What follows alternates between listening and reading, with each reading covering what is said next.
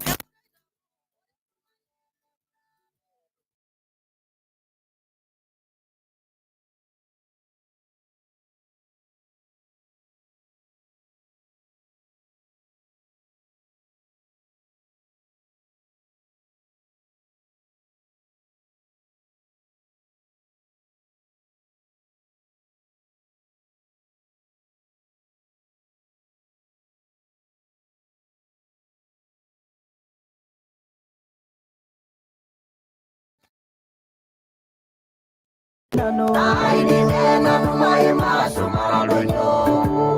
Wangirianya nari ninyangolonai. Ninyangolonai.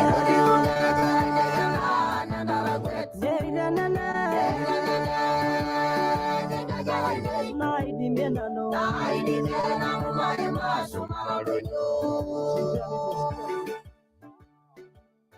Sikia DJ, shika. Wapi makofi ya waimbaji wetu? Wapi makofi hawa? Nasidi kuwaongoja ili tuweze kuanza plenary, na kabla mara isa mko hapa na mimi saa nyingine kidogo. Jili na nipo ndio ndio nano. Hakuna mahali mnaenda. Unipe losurtoi ai. Unipe wimbo wa losurtoi ai. Tukisidi kuongojea ili tuweze kuanza. Losurtoi yana lento dosuru ya para yona togi. Baada ya losurtoi ai. Iko kijana aloimisia anaimba hatari anaitwa J Cool. Iko kijana anaitwa J Cool hatari. Tunasidi kuwaongoja ili tuweze kuanza plenary yetu. Evelyn, I hope you are here. When we are ready, and then just set up. Unipe wimbo ya losurtoi ai. Baada ya hapo nige olmar loimisi. Tomana J Cool. Rabi itu masalah nuku boleh misi, nuku nama babao, orang kusuna.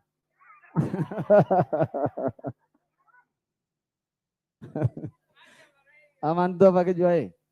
Itu makal masalah itu boleh misi, nuku puna tak kayak yoyo untuk tunafunga kazi. Nipe losurtoi ai, DJ kuku maceza. Hot, kesi lugu mayalang enang oji, kalau show botol rakyat enang oji. Karena lugu mayat isere. Ya macam apa masalah? Olo misi, lautak lainnya. Oke, gue mereka ai bro, nikipiga story. Waja tuanze na 001. Baada 001 nuku polo misi lang, lem kodien, nuku bona undur nanto kai. Oke, gue DJ macam sang. Nama otak tahap musuri. Merangin cuma ada yang muzuri, lete muzuri bro, lete. LMA Music. Ay.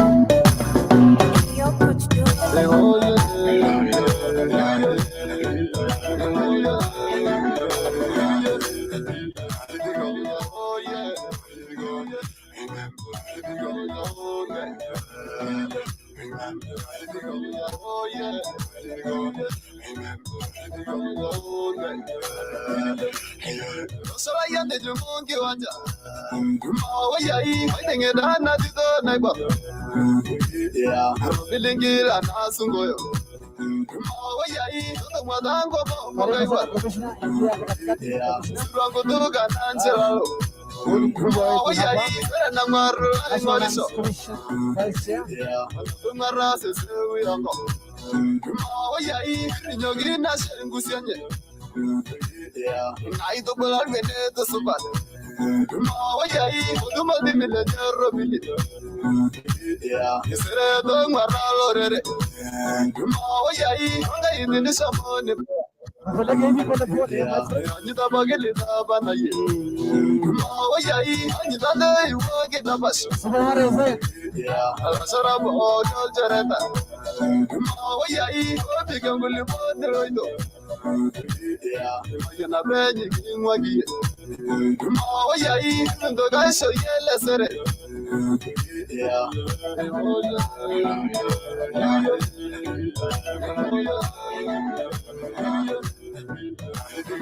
Oh yeah.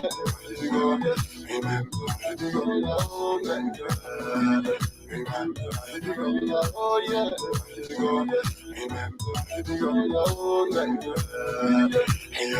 Bayar badal gisi. Mau yai, mare rangerori nama. Yeah, bayar arbel dajirin. Mau yai, jadi dilen redin doye.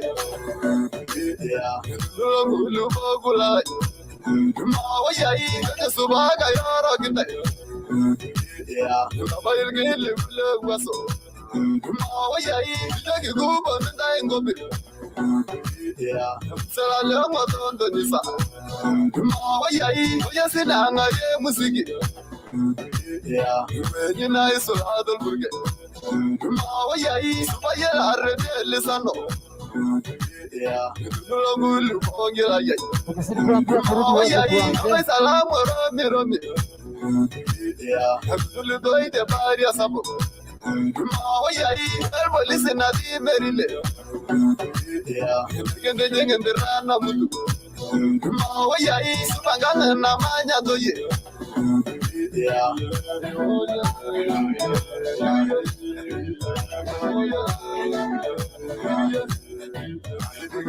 Oh yeah.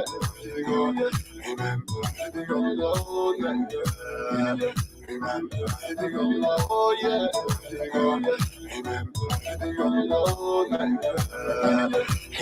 Because you do a song in that.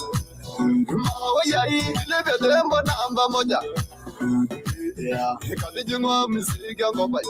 Mawayai, making English, let's say. Yeah, I didn't do a baraba. Mawayai, I'm not doing it, was it? Yeah, I never did this. Mawayai, Supadangure, Larada. Yeah, Sinikin Jobinamuka. Mawayai, Bayaraya, this is it. Yeah, you also said it's very bad. Mawayai, Miguel Silangado. Yeah, I can regard it and they. Mawayai, very go get your ringy wanja. Yeah, and the bag is in up and up. Mawayai, Paragalare, yeah, I got that get it as a passion. Mawayai, Paragilla, Nightimwa. Yeah, I got just in your Mutumo. Mawayai, Supana, yeah, Supayo live Aldaranja. Mawayai, I get a soon than a banana.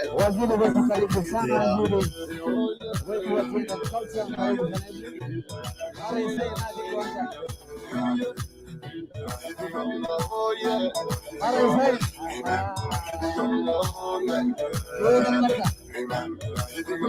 Oh yeah.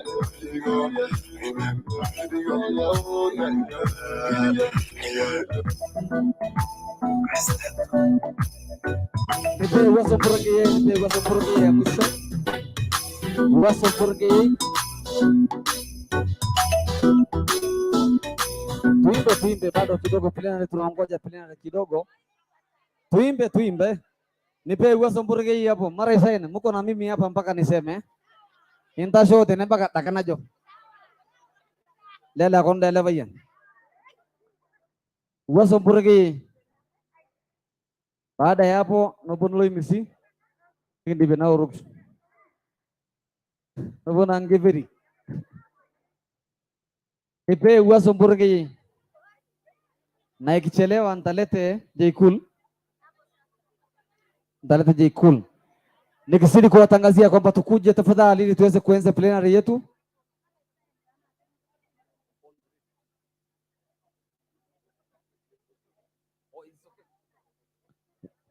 One more last song so that we can now start our program. DJ Harakisha DJ. Please set up the dais for me. Wale watu wote wako nje tafadhali. Wote ambao wako nje. Tafadhali tuweze kuingia ndani. Wote. Security team. Ofisi ya County Commissioner. Security team, kila mtu aweze kuingia sasa. DJ ukiwa inachelewa mimi naondoa mara isain kwa LMG Music. LMG Music.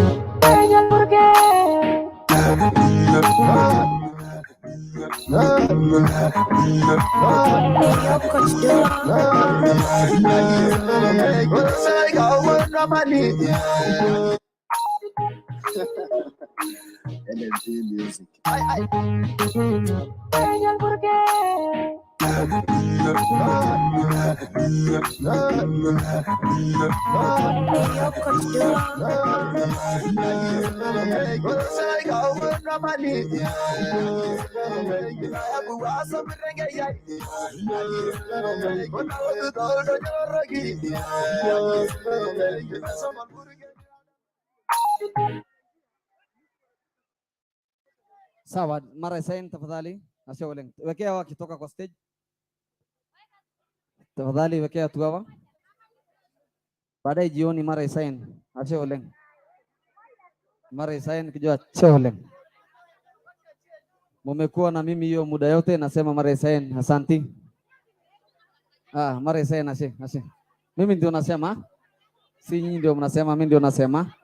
Mara isaini ashe. Wapi makofi ya mara isaini yangu? Asante sana. Watu wa nguvu. Na tunaenda kwamba tarehe 12.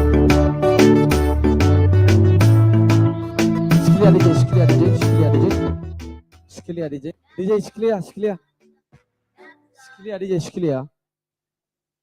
Let me call the meeting in order now. Rali tuweze kuketi wote. Wote tuweze kuketi.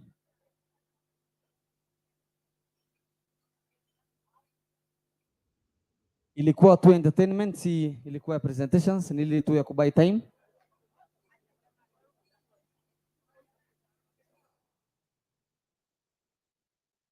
I humbly now request all of us to be tunyamaze sisi wote. Naomba tu tunyamaze sisi wote ili let me call now the meeting into order. I hope sisi wote tumekula, tusalimiane tu. Anda super. Rara Subati, uko sawa sawa? Umeshiba? Chai, chakula, kila kitu iko sawa? Haya, ipigeni Impact makofi. Impact, asante sana. Tunaenda kwa session yetu baada ya lunch ambayo itaongozwa na dada yangu Evelyn, ndiye atakayetuongoza. Ni muite tu ili akuje hapa main dais,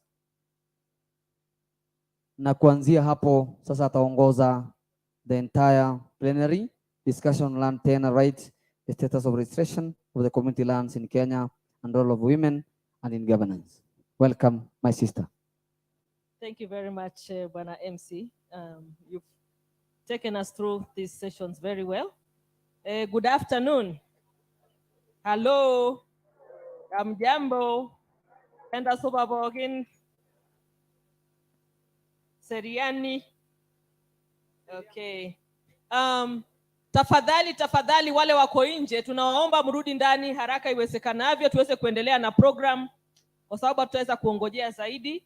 I know the entertainment here was very interesting and nice, but we also have to be accountable to the conversations that we need to have.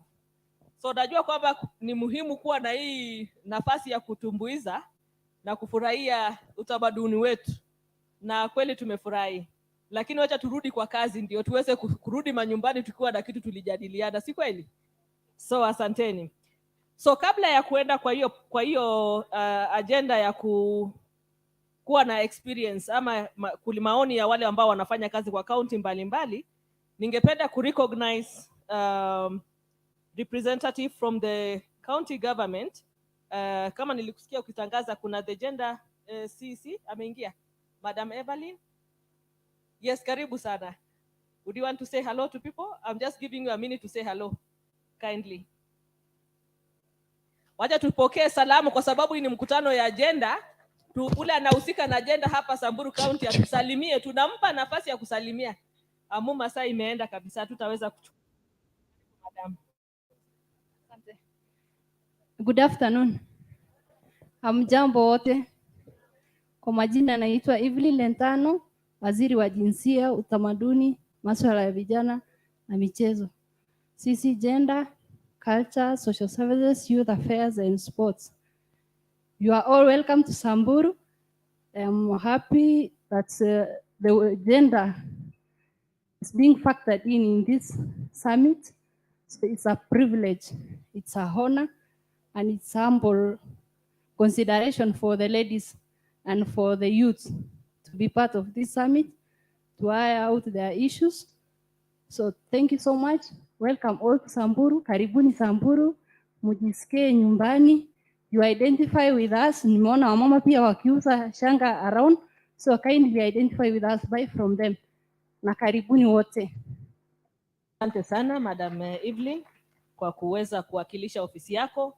Hii mkutano inahusisha sana maneno ya gender issues, social inclusion na mambo mengine kama hayo, na ningependa kusema asante kwa niaba ya kila mmoja wetu hapa, na tuweze kurecognize the Ministry of Environment and Forestry ambayo imewakilishwa na State Department of ASAL. Wako ndani, wasimame, pengine kama kuna yote anaweza sema machache, na mtaka kumpatia dakika kadhaa aweze kuwakilisha. Kindly, if you don't mind, would you want to represent, have a word or two on behalf of the ministry?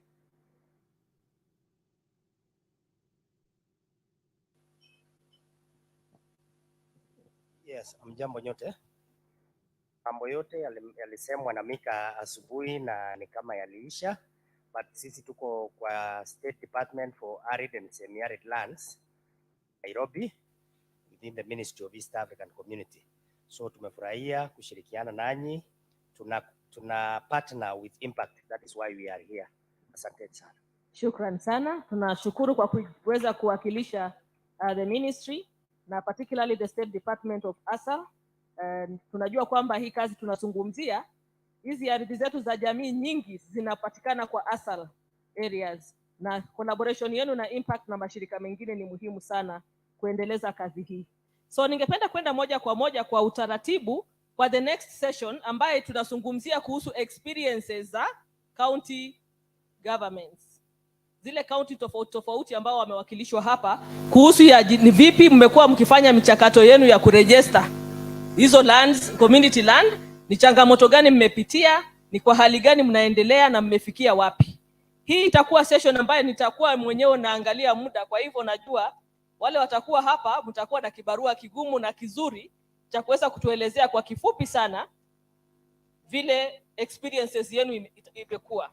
Na ili tuweze kufanya hivyo, tuna county kadhaa ambazo zimewakilishwa hapa, na ningependa kuomba watu wa county government ya Samburu, kwa sababu tayari kwa mbeleni walipokuwa na present tulipata presentation ya CC kama sijakosea. Kwa hivyo ningependa kuheshimu hiyo experience umeshare ya progress. Okay. So ningependa kuuliza kwa sababu ya muda tutaitenga county ya Samburu to work na ile experience ambayo ilikuwa shared earlier on the progress. Na hivyo itatuacha na county zingine ambazo ningependa kuwapatia nafasi. So county ya Mandera, nasikia the CC anataka kuondoka, ningependa pengine ajitokeze aje mbele. Laikipia, Tom Potunoi, please take the seat. Chukua nafasi hapa mbele Tom, kama unanisikia. Isiolo, Osman Dima. Marsabit, Loko Abduba. Wajir, Abdi Bilo. Garissa, Bwana Khalif.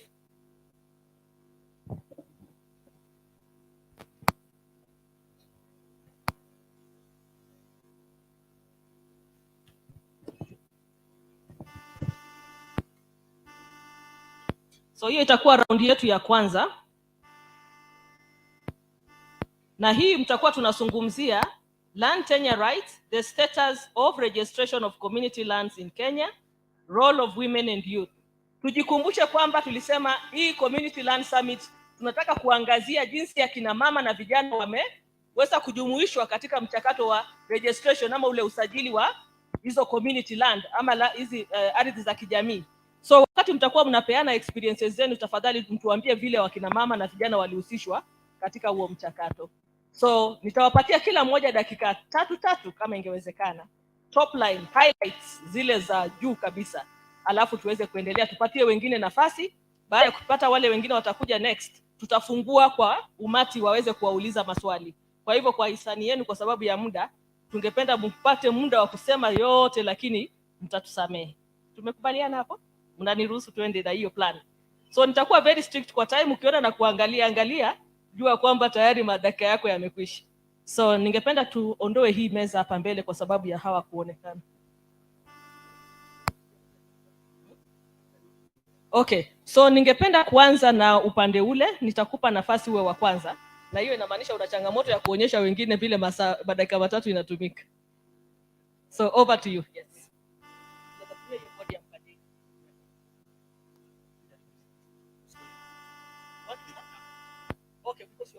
Okay, kwa sababu anaondoka, wacha tumpatie CC Mandera aweze kutuelezea. Feel free if you want to use the podium, unaweza simama pale ndio watu wakuone vizuri.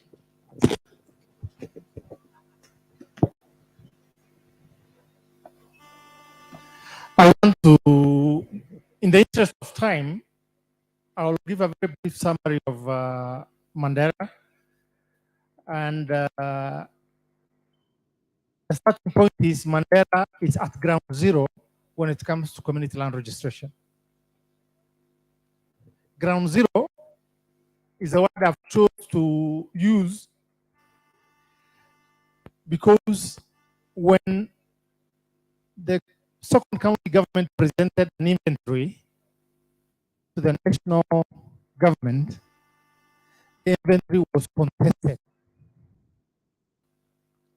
said to be prepared in a boardroom, so it wasn't inclusive. For that reason, and the inventory is disputed.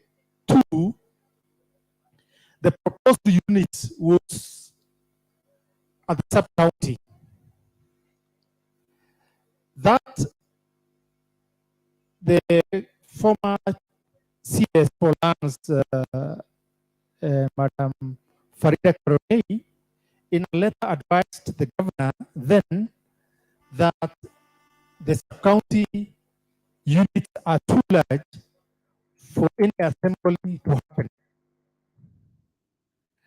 Three, why we are at ground zero is that one of the communities domiciled in Mandera had prepared to conduct an election for the CLMCs, for the Community Land Management Committee, and in which, after the Gazette notice by the CS, she cancelled that election to take place. So the community went to court, presented their case, and they were given an order for the CLMC elections to be deemed to have taken place. So for those reasons, that's the third reason. The fourth reason is that there were conflicts among communities over traditional boundary grazing boundaries.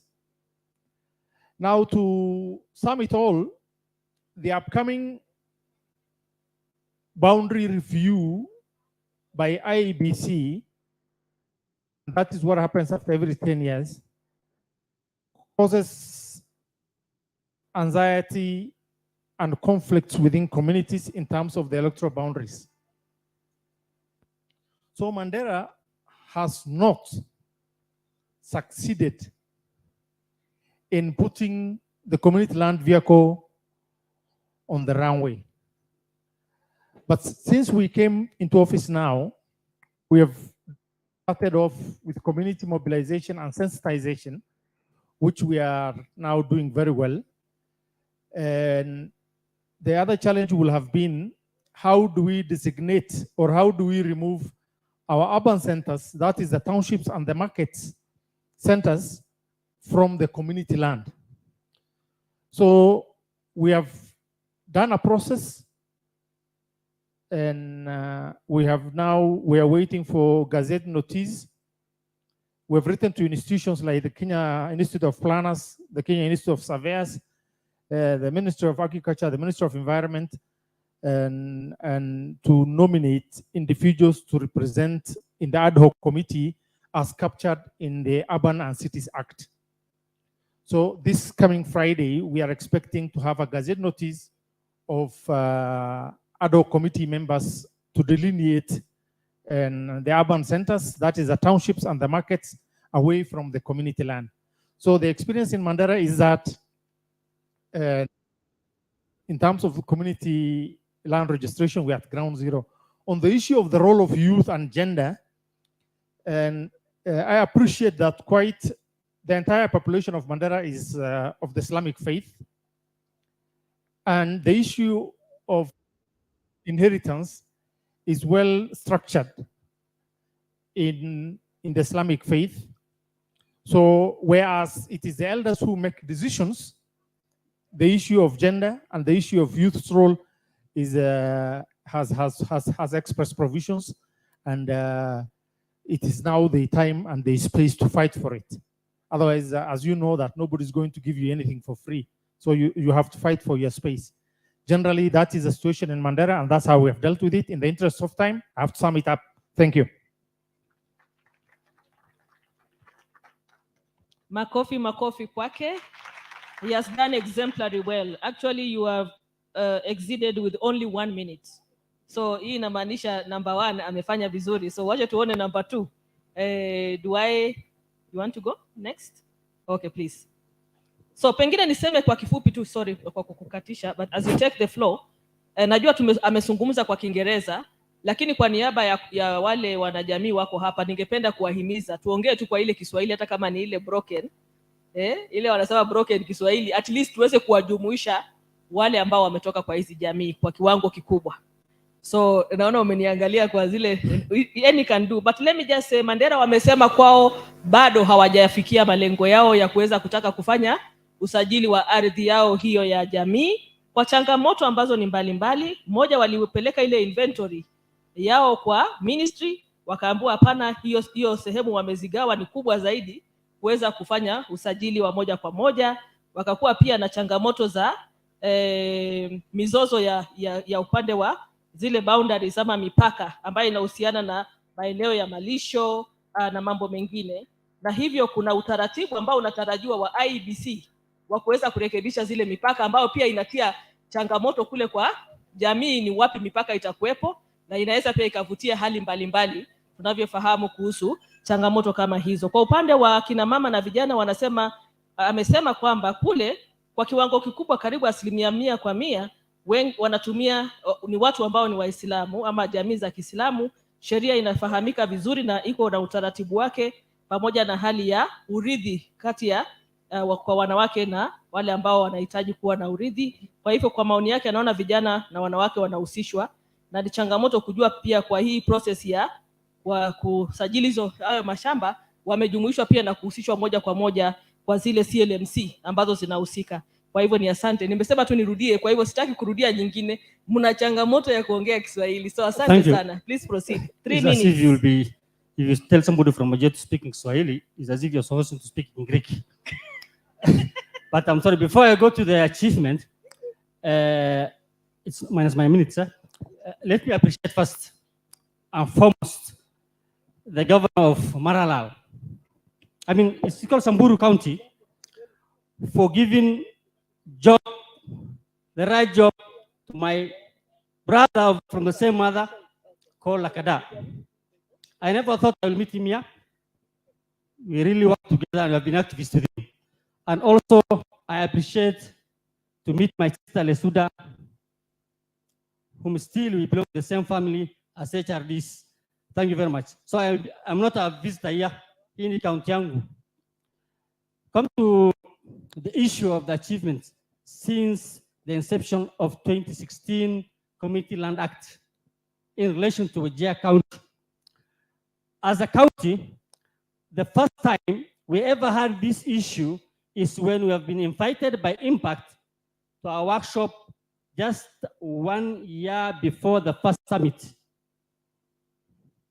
After that is when we have started walking the talk and telling the people the benefit of what the Community Land Act is. But before that, nothing was in place. Nobody was talking about it, and the community were not aware of what it is. After the first training done by Impact for the people from Wajir that was conducted at Cielo, thereafter is when the people came to know what there's something called Community Land Act. Thereafter, we formed something called Community Land Act Champions, led by a lady who's disabled called Fatuma Yusuf Abdullahi. She wanted to come here, but unfortunately she couldn't have traveled because of the rains and the rough roads. So after forming the Community Land Champions, we had almost 6 radio talk shows over what Community Land Act entails. And we've been educating the community about the same. Again, last month, it was the first time that our county assembly has ever debated over the same and how it will be implemented. How will they go about it? So for us, that was an achievement. Also, we have prepared roughly 3 communities who are ready. The Arbaka Ramso community, the Afat community, and the Boji Garas community are ready. They have done the registration themselves. Though I forgot to say that the infantry was already in Mepelekwa Kitambo. The infantry is in place. So those also community, we have 3 communities that are ready. They have registered them and they're ready to choose the SLMCs. But unfortunately, we couldn't have get community land registrar in Wajer. We have to travel for 300 kilometers to reach the office of the community land registrar. That one is in place in Garissa.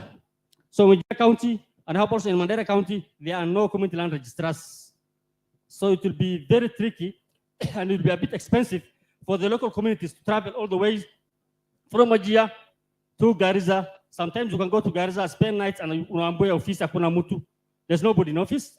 Ama he tells you he does not have funds or budget in place to go and visit Wajir County and do ABCD.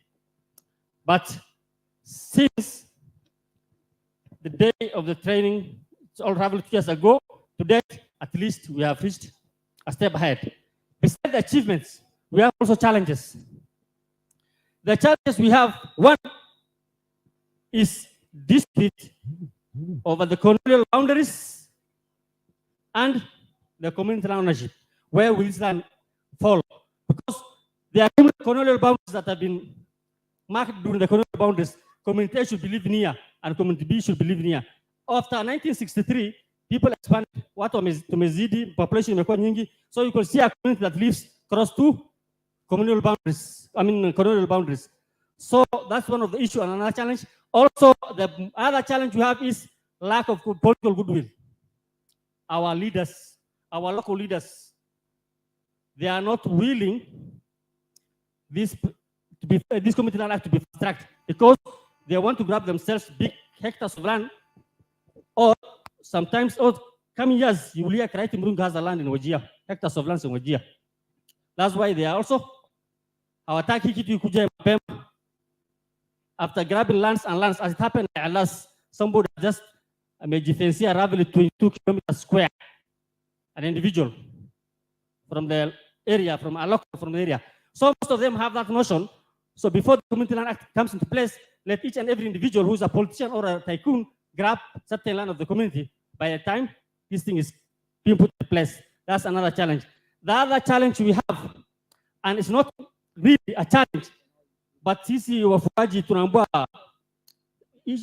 unasikia kitu nataka conflict. This conflict between, to me that's not there, but it's politically instigated. Hii vita ni vita ya kutengenezwa, lakini hakuta vita kati yetu. Frankly speaking, between the pastoralists, between our clans, our tribes, or our communities, there is no conflict. But 90%, 99% of these conflicts are instigated, politically instigated. Why? Because they don't want us to open up our eyes. They don't want us to see our rights. They don't want us to see our future. That's why mostly unaona watu wanapigana. Go back to your mind. Before 1963, or before this was Unguza Kuja, or before you get independence, kulikuwa na vita aina hii. People used to coexist. So whenever you talk about community land act, wanakuambia usongee maneno, watu watapigana. Can you see that notion? How they are provisioning the communities? Don't talk about community land act. And the only solution to this conflict is this community land act. But we don't have political goodwill. So this really, we appreciate organizations like Impact, Namati, and the likes. And I leave or close my words saying that there's a phrase that goes this way: the hand that swallows the needle will never leave to celebrate heroic deeds. You understand what I mean? Menelewa ile kitu nimesema? You understand that phrase? Ama nirudie. It says this way: the hand that swallowed the needle will never leave to celebrate its heroic deed.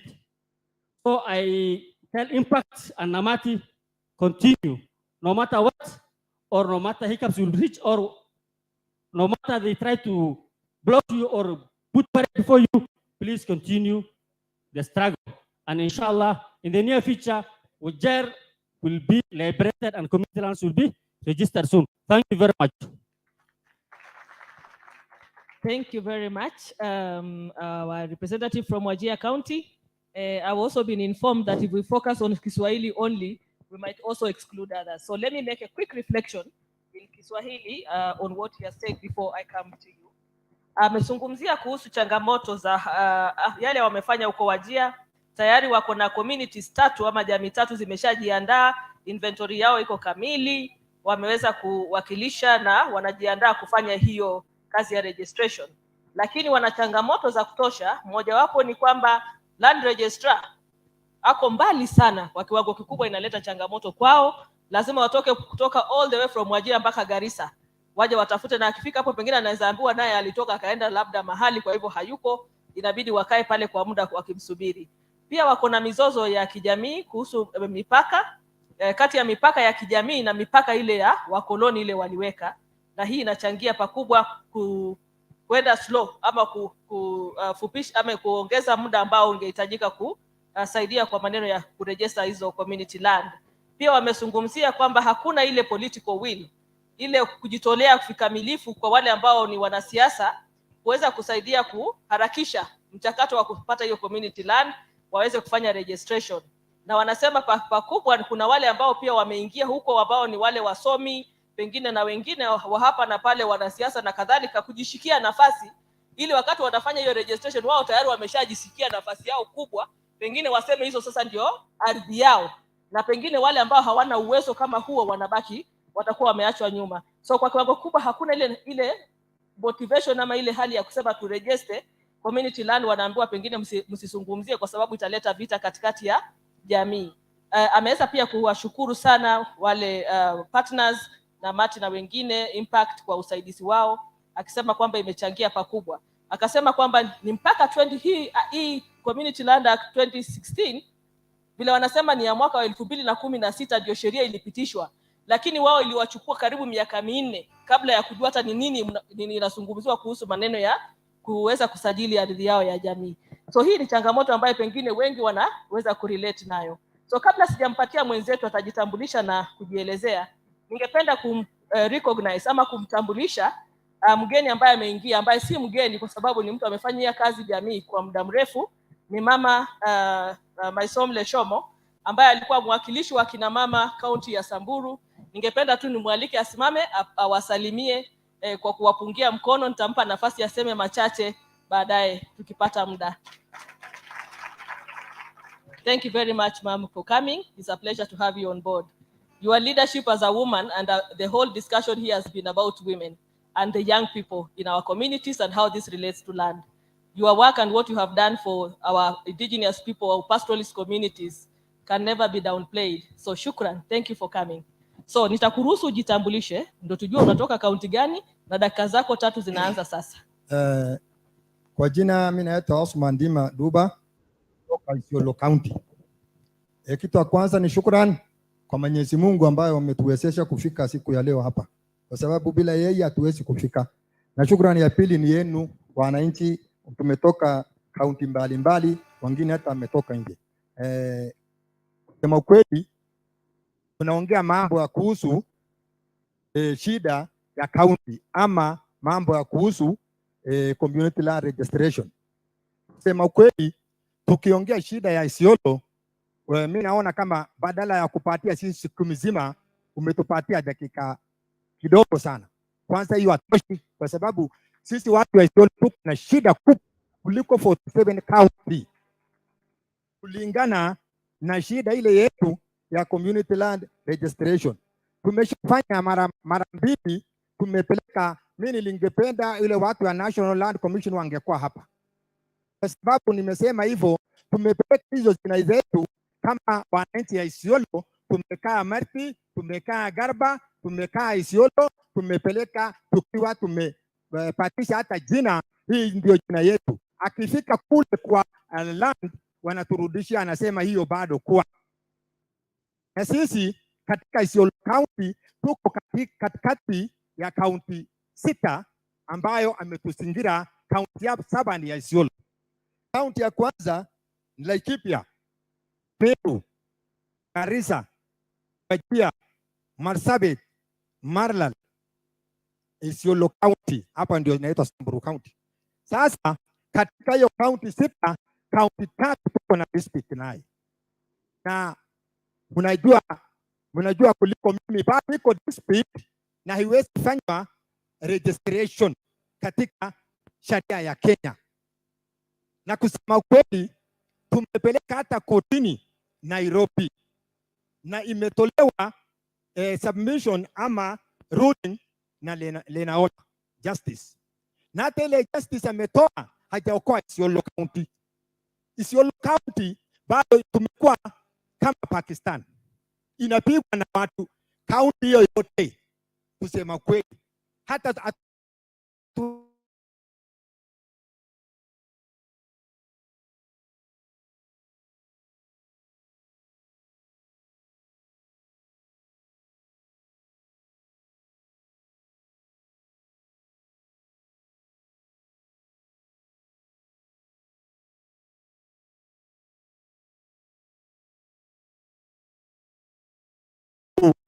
tunakuarushana kidogo kidogo kuiba ng'ombe na kufanya nini, lakini hakuna dispute katika Samburu County na Isiolo County, na vile vile Laikipia County ndio tuko naye salama. Hata Marsabit County ya wenzetu Borana hako huko saa ngine hata tunakuja kugusana kwa malisho, na tungependa kama kuna usaidizi kufanyiwa registration Isiolo County, angekuwa county Mulebo tufanyiwe ya kwanza, kwa sababu sisi sasa tumekosa hata baada ya kukaa pale. Ile ametunyanyasa zaidi ni Meru County, wamechukua nafasi kubwa kutoka Isiolo County 75 kilomita in Isiolo County. Sasa hivi Isiolo County na sub county 3. Hii sub county 3 moja ni Merti, nikienda Merti baka nipite Meru County nitoe ushuru. Nikienda Jedaba sub county baka nipite Meru County nitoe ushuru. Nikienda Garba sub county baka nipite Meru County ndio nilipe ushuru. Hata mimi sina hata ardhi, mumeniita nifanye register ya community land, nimenyang'anywa. Kama nyinyi muko na huruma na muko na utu, kusema ukweli sio, watoto wetu watakosa pale ya kukaa. Na hiyo yote dhuluma ya kwanza inatoka kwa National Land Commission pamoja na national government, kwa sababu wao ndio wanaangalia ni nani mnyonge. Kama ukiangalia Meru County na Isiolo County, watu 280 na watu 500,000 wanaweza kupishana. Hawa ako na wakubwa katika serikali kuu, na Isiolo County hata hatuna office messenger katika serikali kuu. Kwa hivyo wanyonge hana bahati. Mimi naomba kama kuna mfadhili mmoja ambayo anaweza kutusaidia watu wa Isiolo County ama atuingililie katika Isiolo County, nataka ajitokeze aokoe Isiolo County. Tunafanya registration kila siku, tukifanya registration inside county. Hata hapa Samburu County nafikiri kuna Rendile anaishi hapa, kuna Turkana anaishi hapa, kuna Meru anaishi hapa, kuna Somali anaishi hapa, kuna Borana anaishi hapa. Ni kweli ama uongo? Lakini huko inasemekana ni cosmopolitan, bali hana wenyewe. Bali hana nani? Hana wenyewe. Isiolo County ni kama county ingine, lakini kuna wabonyenye wengi wametunyima nafasi ambayo tunaweza kufanya nini? Community land registration. Na sisi wengi yetu wacha waseme, lakini wengi yetu hata sio wasomi. Wengi yetu tena ni wachungaji. Na najua wachungaji wote ni wale watu ni primitive. Wote sema kweli. Ndio naona ardhi ni kubwa, wengine ametufahamia kama nzige katika Isiolo County. Mimi nimezaliwa Isiolo County, nina miaka 56 saa hii. Saa hii bali mimi naishi Meru County, ni 1 kilomita kitoka ofisi ya county commissioner. 1 kilomita. Saa hii mimi naitwa Meru County. Hata nikikufa maiti yangu inapelekwa Meru County. Kitu inaitwa historical injustice. Mimi nataka uliza nyinyi wale ametoka hata Uganda, hata wapi, Kama kuna county iko historical injustice kama Isiolo, museme. County 44 ya wafugaji. Kama kuna county ingine imekirosi katikati, wewe ukienda kwa sub county yako. Saa hii mjamaa alisimama hapa akaongea mambo ya county hii na sub county yake ambayo ijakuwa registered. Na akienda anapitia ndani ya Samburu County, anaenda kwa sub county yetu. Hakuna kitu kama hiyo. Hiyo ni historical injustice ama sio historical injustice? Sisi tumelewa, hata tumekosa nafasi ya kusaa. Sasa wanataka ingia kwa kitanda yetu. Tafadhali sana, kama kuna mtu anatuokoa, mutuokoe.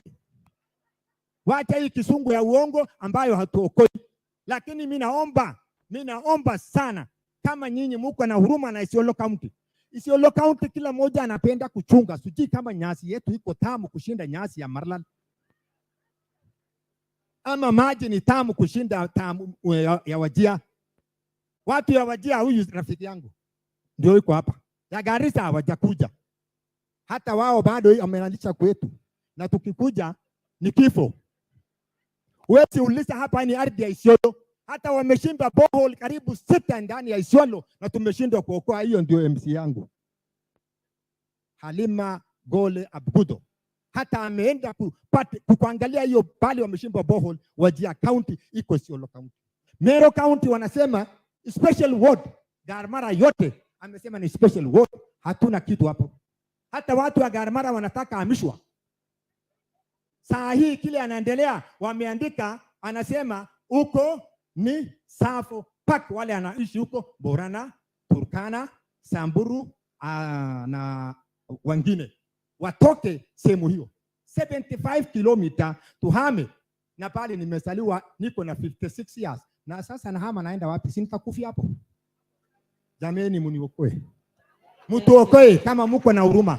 Kwa sababu tunataka tufanye hiyo kitu na hatuwezi ku release mpaka tukufe. Kabla kutoka vita, National Land Commission walienda kwa nini? Hawa ndio nilikuwa nataka uliza. Kama wewe umezaa watoto 7, na hii watoto 7 yote unafaa kuangalia. Hawa anapenda kaunti nyingine, lakini anashukia kaunti ya wachungaji kama Isiolo. Wao ndio wanaangalia haki ya wanyonge na wao wanaangalia wanono. Ndio kuja ofisi ikiwa mafuko imejaa, lakini wale wachungaji hawana chochote, inatolewa nje. Hawa wametoroka kwa sababu gani? Wamekaa hapo mpaka hiyo wasikie. Kila kitu ni National Land Commission. Asante. Na saa ni imeisha, na maneno iko uchungu mzima. Asante. Asanteni sana. Asante sana. Asanteni. So thank you very much, Bwana Dima. Thank you very much. I know whatever he has shared touches the core of our own existence, the core wanted by realities of trying to secure our rights, our land rights. So I know that we are clapping and celebrating, but this speaks to the challenges that the Isiolo people are facing in securing their tenure rights. And it makes us sad and very sad if these issues are not going to be addressed. I will quickly want to make a quick recap for those who did not hear Kiswahili, so that they also are able to follow through what he said. So he said, Isiolo County has faced quite numerous challenges. One is that they've worked on an inventory that was taken to, I think the inventory is normally submitted to the Ministry of Lands. And these inventories have been sent back for reasons that may not necessarily hold ground, according to him. And they've been returned several times, either for corrections or to be addressed. So this is a county that is surrounded or neighbors 6 counties. 3 of these counties, they do have boundary disputes. They've even gone to court to challenge or to be able to pick an issue over the boundary issue. But the ruling of the court by Justice Lenaola was not in favor of the local community. The counties in reference include Meru, Garissa, and Wajir. They do have other, more not necessarily major disputes with other neighboring counties, such as Samburu, which is more on the cattle rustling and so forth, which probably other counties also do face. He also said that they would really appreciate if among ourselves, and I think this is a challenge for all of us, if they would ever be able to find someone or a partner that can accompany them to really secure their rights and ensure justice is served. He gave an example that, for example, in Meru County, they are claiming a share of, a part of the land that extends 75 kilometers into Isiolo, which really underscores the struggle by this community. He says, for example, movement from the community members from Isiolo to Meru in places such as Merti, Garbao, and another one that I did not capture, people have to pay taxes to, to go into an area that is actually part of their very own county. I say Isiolo County is it's been turned to be a highly cosmopolitan space or county or area without owners, despite having indigenous local communities that have legitimate claims over their land. So he actually says, underscores the issues of historical injustices, which I know the mandate of the National Land Commission, if you are here, this is a question for you that you may need to address and be able to give hope to the people of Isiolo that actually it's possible for them to secure their rights, but also probably people from the Ministry of Lands who are represented here, you can also be able to share a little bit more on what may be the status as far as these issues are concerned. So ningependa kusema tu kwa upande wangu, haya umezungumzia yanaguza sehemu muhimu sana ya hii conversation yetu. Na kama pia tutaondoka hapa bila mwelekeo na utaratibu wa kuwapatia matumaini, hatutakuwa tumetimiza haki zetu. So hii changamoto inagusa akina mama, vijana, watoto na yeyote yule ambaye anaishi kwa hiyo kaunti ya Isiolo. So singeweza kumsukuma aelezee maneno ya agenda wakati hali ambayo amezungumzia ni tata kama hii, na wale watakaoathirika sana itakuwa ni akina mama na watoto, lakini pia jamii kwa jumla. Yale amezungumzia ni mazito, sitaweza kuyaelezea yote kwa ukamilifu. Niruhusu sasa nimkaribishe mwenzetu, atajitambulisha na kisha nimpe dakika 3. Yule nilimfavor na dakika karibu 4. So yako nitakata, hope yako kuna better hope and progress. Thank you. Mimi naomba kwanza iwe dakika 5. I have a very special case. Please proceed with the 3 minutes and then we'll see how much. Nasema mzee Paul, National Land Commission wamekusikia. DJ wacha kumuonea mzee wa kutoka Isiolo. I hope mimi hutanizimia pia. My name is Mr. Khalif. I'm from Garissa County. I'm the Executive Director of Kamude Wildlife Conservancy. The situation in Garissa County, actually we have registered the first community land from trust land to community land under the Community Land Act 2016. Kwa hivyo dada, mimi ningeomba, I have a very special case different from Wajir, from Isiolo and from Mandera, because we have registered one trust land. So I wanted just to share the summary of the success story and the challenges. Kwanza sijasalamia, hamjambo? Hamjambo. Assalamu alaikum. Esarian Pokin? Esarian Pokin? Asanteni. Kamude, a very good example, success story. We have registered the first community land from trust land to community land under the Community Land Act 2016. What made Kamude success and what were the challenges? Kwa hivyo, muko tayari kuregister community land? Wangapi? I hope you will learn something from Kamude. Sindio? Haya. What made Kamude success? Number 1, unit of registration. Sisi tumeenda upande ya locational level. County government of Garissa submitted the inventory as a constituency. But for Kamude, after several discussions with the communities, with other stakeholders, we agreed we go for locational level because of resource, time, and it was very easy. However, the first thing, if you want to register for your community, don't go for constituency. I think don't go for a ward. Please try if you can go. Even cases like Turkana, they have gone for a village. And Turkana are actually doing very well currently. The success number 2 is community education. Actually, we mobilized our community. We have educated them. And then we have agreed we will register our land as a locational. Then educating the community, creation of awareness is very important if you want to register your community land. Success story number 3, resource mobilization. Before we even started registering the community land, we have started mobilizing resources, both from within the local community and the other stakeholders like donors, like FCDC, this Dryland Initiative, and other partners. So we have secured enough resources for the registration of our community land. The other success story is the community conservancy. Before we started registering our community land, we have established a community conservancy, and this community conservancy have contributed to the registration of our community land because we have implemented several developmental projects like water, access road. We have established community rangers. Then the community have agreed that this is the project, and they will work with us, and they are going to register their community land. The other success story is interim CLMC. I think it is very important you start very quickly to establish an interim CLMC so that it will be very easier for the team from the Ministry of Land to start just processing the exercise. The other success story is you must know your boundary. Boundary yako iko wapi? If you don't know your boundary, then the same case with the Isiolo case, itakuwa kuvutana. So I think it is very important, before even registering your community land, you know your boundary. What are the challenges? Because of time, I'm going to be very brief and summary. What are the challenges? Challenges number one, if your county submit the inventory, the whole county, let us say Samburu County, the whole county, is it possible to register a whole county? Impossible. So that is why I said a success story was unit of registration, go either for a village or go for a location. Hiyo ndio ilikuwa one of the challenges. Challenges number two, the register of members, especially the pastoralist communities, they are excluding women and youth. However, you must be very careful in terms of the register, the community register. Hiyo ilikuwa na changamoto because of the drought. The communities were migrating from one place to the other.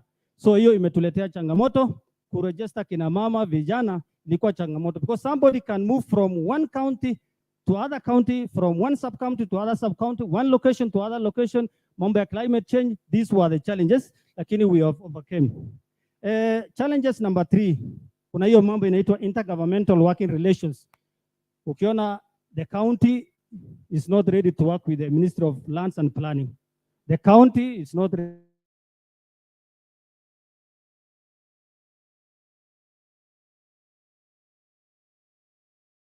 National Land Commission, other stakeholders, partners, hiyo watu yote wakishikana ingekuwa mzuri. Currently kuna hiyo nini, hakuna intergovernmental relationship. Hiyo ilikuwa challenge pia. Challenge nyingine ilikuwa mambo ya resources na logistical challenges. Kama hauna pesa, you can't register your land. So I advise as a community, please mujipange kwanza. Unajua mzee mmoja alikuwa anasemanga mkae hivyo hivyo na Mungu atawabariki. Kwa hivyo kama hamutajipanga, mtakaa hivyo hivyo na hamutaregister community yenu. Nitamalizia madam, tamalizia. Kuna hiyo watu wanajitanga other challenges. Kuna hiyo watu land grabbers, hiyo private, wanataka ardhi kubwa, wanataka kunyang'anya communities.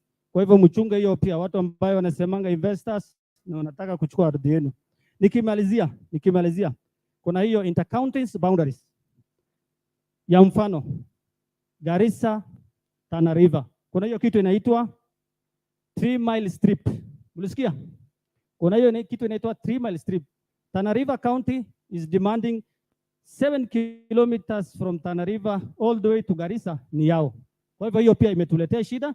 The Tana River County government has wrote a letter to the Ministry of Land and Planning, na wakasema those people who want to register their community land, they must respect hiyo 3 miles strip. Hiyo pia inatuletea changamoto. Kwa hivyo kuna intercounties, kuna communities, clans pia wanafanya hiyo conflict.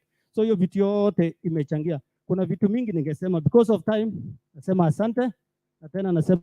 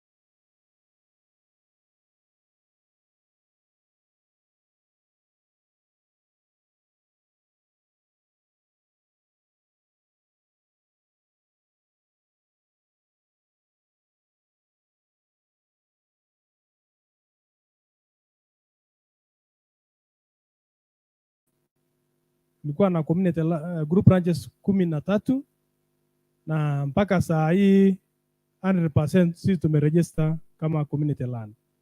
Na nataka tu kushukuru mashirika ambaye sio ya serikali, Kioko Impact na Mati FAO na wengine wengi, na pia kaunti yetu ya Laikipia, kwa sababu tumeshirikiana pamoja kuhakikisha ya kwamba tumeregister hizo community land. Sisi kama Laikipia au zile group ranches ambaye zilikuwa former group ranches, tulikuwa na changamoto kidogo, kwa sababu wakati tulikuwa tuna register group ranches tulikuwa na changamoto ya registration, kwa sababu kama vile mnapoelewa jamii yetu ya ufugaji, kuregister kuweka wamama katika register ilikuwa changamoto kidogo. Na baada ya kukaa kusoma sheria na kufanya uhamasisho katika community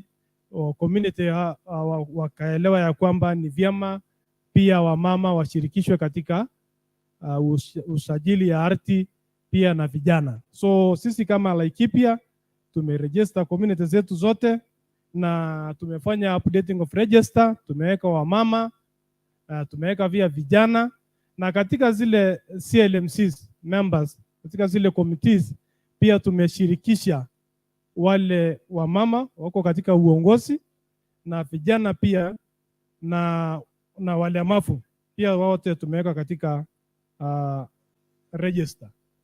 Na ile changamoto kidogo tuko naye kama Laikipia ni maneno tu ya boundaries, kwa sababu ukiangalia Laikipia wale waanza kuregister group ranches 1973, na wakati huo ilikuwa tu wazee wanatumia tu pengine lagas, pengine barabaras. Sasa zile changamoto tuko nazo saa hii ni ile shida ya boundaries na pia na planning. So Laikipia hapo ndio tumefikia, na nashukuru pia Impact na Mati kwa sababu tumeshirikiana kuhamasisha jamii, so hatukuwa na challenge sana. So kile tu nataka pia kupitisha, kwa sababu neighboring community counties kama Isiolo na zingine kuna changamoto, kwa sababu ukiangalia sisi tuna boda na Isiolo na jirani yetu. Kama sisi Laikipia tumejipanga, inakuwa challenge kama jirani yetu hawajajipanga.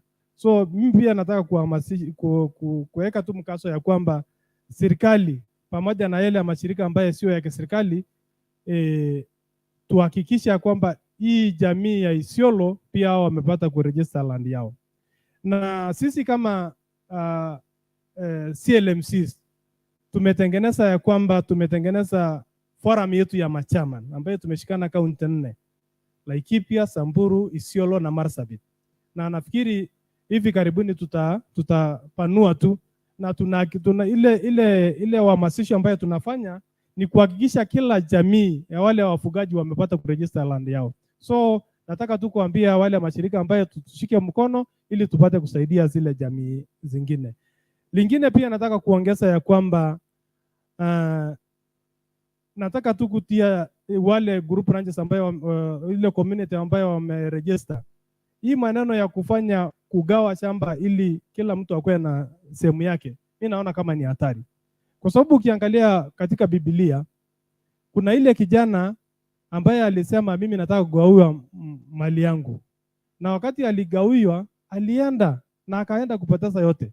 Baadaye alirudi kama amenini. Sasa ukiangalia ukikatakata ardhi hiyo kidogo ambayo tuko nayo, ukikatia hii generation na saa hii watauza yote.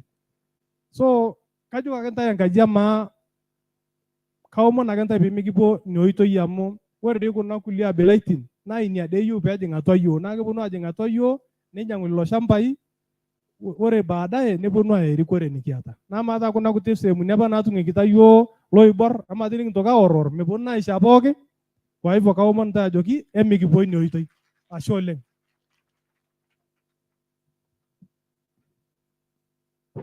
Thank you very much, Bwana Ptunoi, for highlighting the successes of Laikipia County. Most importantly, in terms of the successes, they've been able to transition all the group ranches, 13 group ranches, into community land. Wapi makofi ya hawa? Their experiences, their lessons learned are really important for the remaining communities that are yet to do the transition.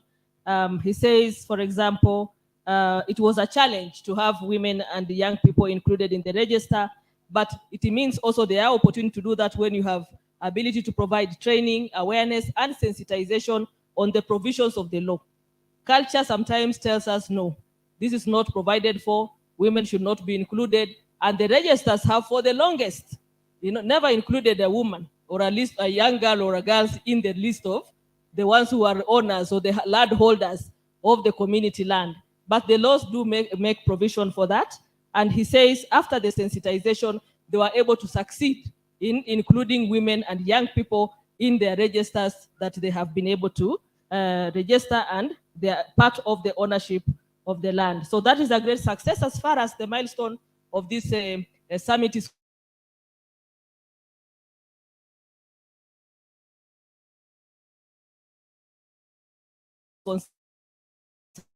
kando na kwamba jamii inatuambia pengine wanawake na vijana wakaelezewa na jamii ikafafanuliwa sheria inasema namna gani, kwa nini hii ni muhimu, wameweza kufanya hivyo. Kwa hivyo ni mambo ambayo yanawezekana, na akasema kwamba kwa upande mwingine hizi shida kwa mfano ya wao kuwa wamefanya kazi nzuri, lakini wapo jirani yako ambayo kwa mfano ni kaunti ya Isiolo hawajafanikiwa, pia inarudisha maendeleo nyuma. Zile interboundary opportunities pia zinakuwa slow down because you cannot maximize them kama upande ule mwingine hawajaweza kusaidika. Na akasema pia kwa CLMCs wameweza kujumuisha pia kina mama na vijana kufanya hiyo kazi, kuweza kushirikiana kwa upande wa land governance kwa area yao, na wamefanya kazi nzuri sana.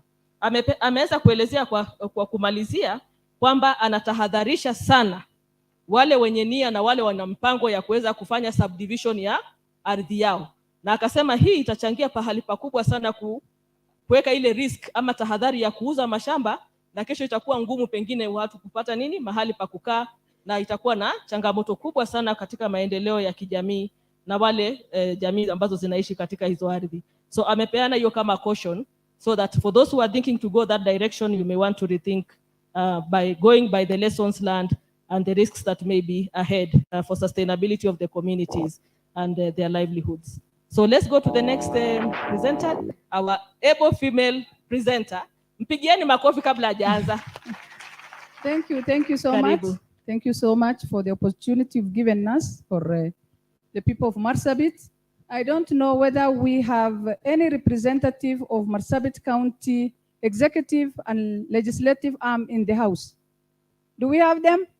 I have the honor to represent the people of Marsabit and the county government at large. Thank you so much.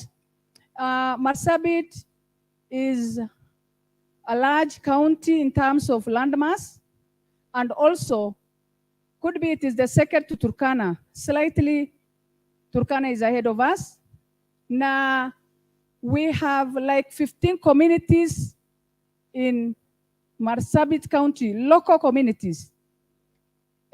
We also have large portion of land for community land. That means we have a lot of burden to undergo to register it.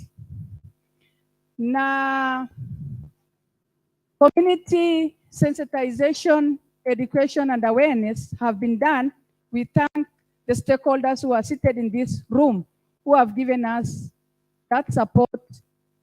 I would wish to recognize ISID, Kivulini, who have done that to the very end of Marsabit County, 500 kilometers where Dasanach or Irelet sits in Marsabit County. Get them up.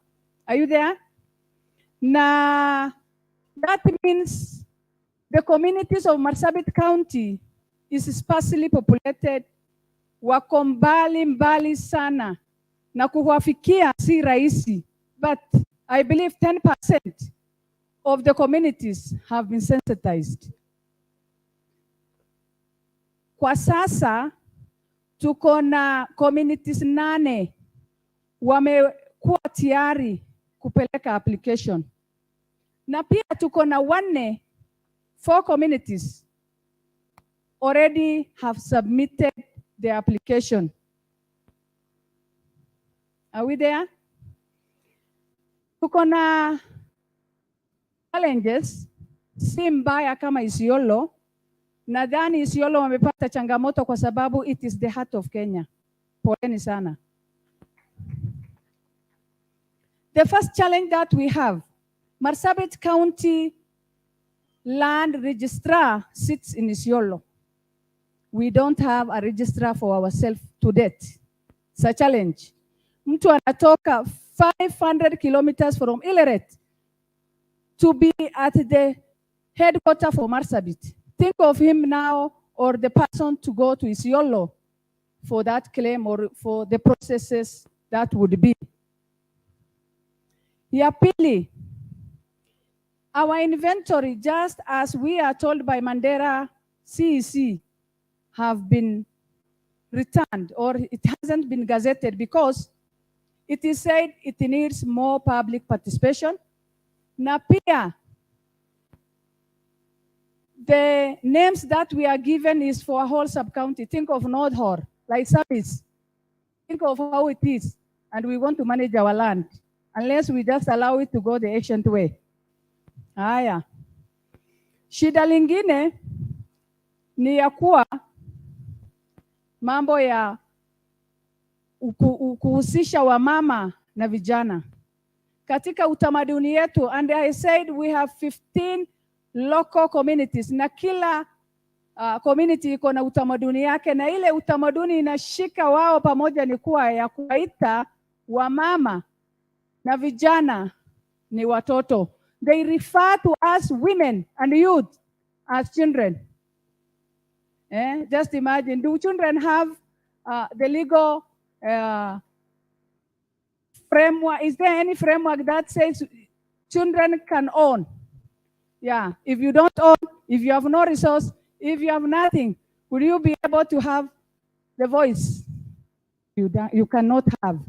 That is the biggest challenge. Marsabit County, 15 communities have the patriarchal way of life in their cultural aspect, and it puts women and youth to be children. As much as we have larger numbers, we have good percentage that isn't translated into having power and to be in the aspect of decision making. When a woman tries to buy in our village, say, can you please step down for your brother? And when you are not in decision making, you are not there. Pongezi kwa Isiolo kuwa na mama katika assembly ama county assembly.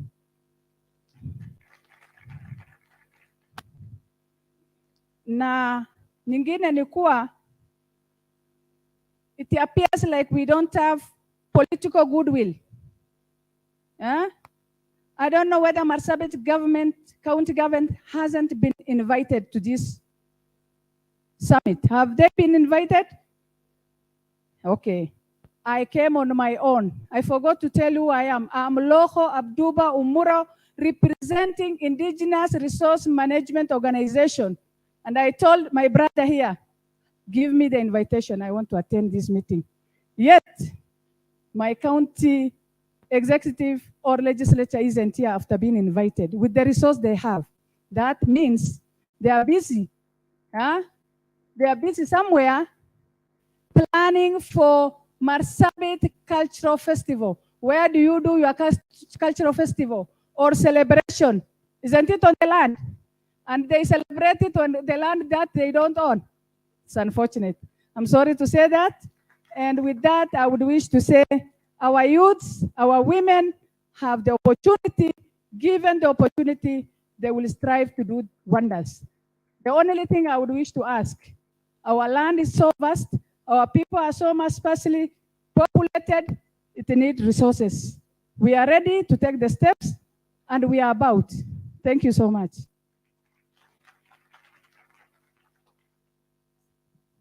Thank you very much, Madam Loko, for the great presentation. This brings to a conclusion for these able panelists who have shared their experiences from different counties.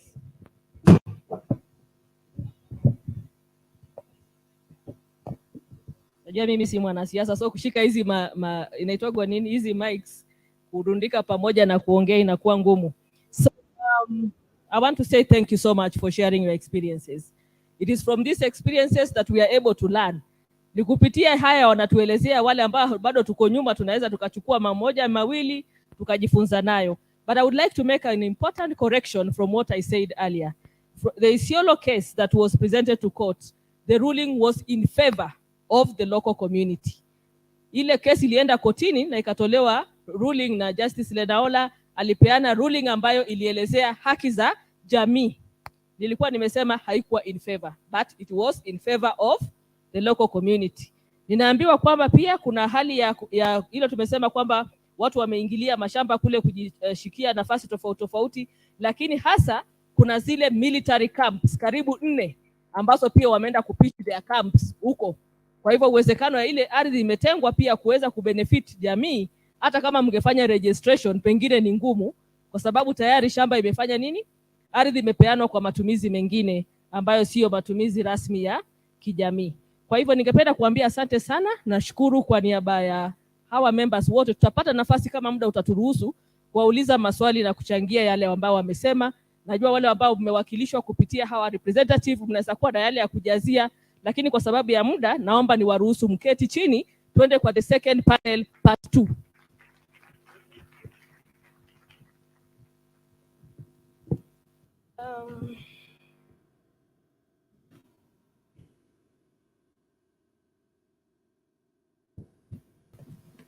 So kwa part 2 ningependa kuita Baringo County. Kuna Vitalis Kiprotich and Eunice Lepareyo, if I've pronounced your name, or Lepareyo. Then Kajiado kuna John Marona. Narok kuna Susan Leisatash. Taita Taveta Beatrice Mjomba. Tana River Ralia Guyo, and Turkana kuna Eunice Elikan. Can you please present yourself hapa mara moja tuweze kuokoa masaa? Nirudie tena, tuko na Baringo County Vitalis Kiprotich pamoja na Eunice Lepareyo. Tuko na Kajiado County John Marona, kuna Narok Susan Leisatash, kuna Taita Taveta Beatrice Mjomba, Tana River Ralia Guyo, and Turkana Eunice Elikan. Kindly take your seats. Take your seat.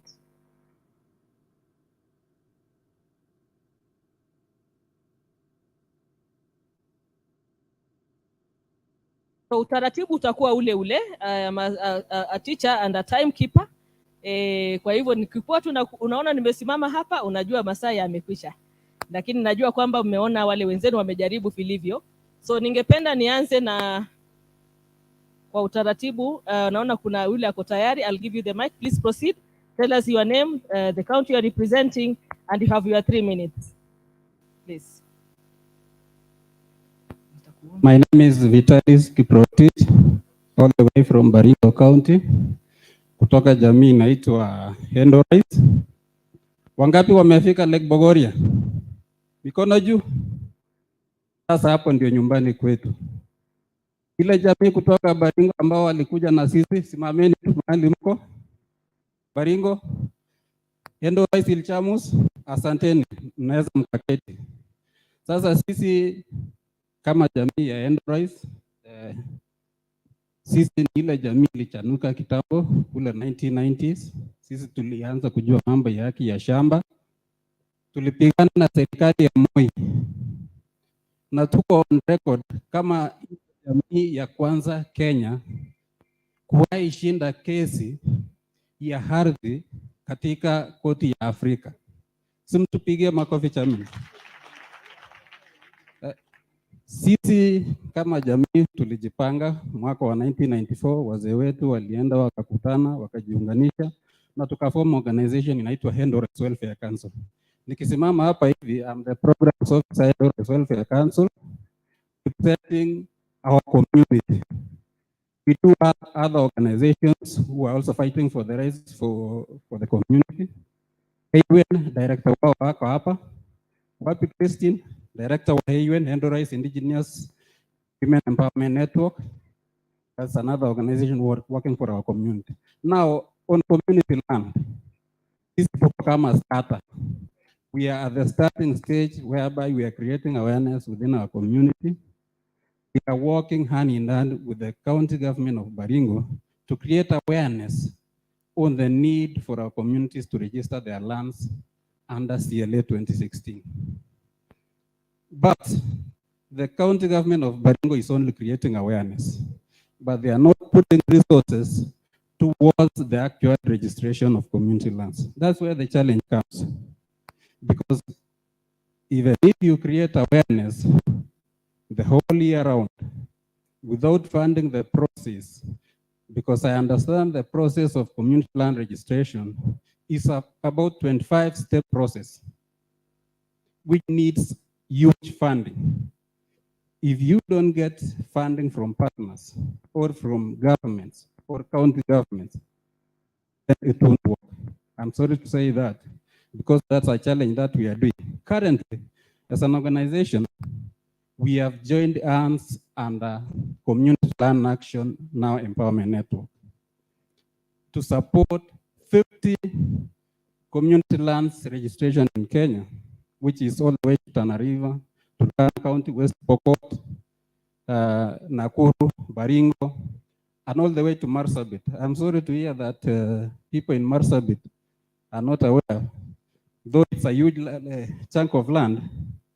I'm sorry to say that you are not aware that you need to register your lands, yet we have a team who are working on behalf of land on the other side. There's a team called TAC working on the Marsabit area, North Or, and so on. So, as Endorous Welfare Council, we are registering 5 parcels of land, including Lake Bogoria National Reserve, which was gazetted by the Kenyan government in 1973. Under the ruling, which was done in 2010 by the African Commission on Human and People's Rights, one of the recommendations was to ensure that the people of Endorais get back their land. And up to now, the Kenyan government has not been cooperative. It's so that we are celebrating that we won the case, and we are the first community that others are learning from us. And not only community, it's a marginalized community.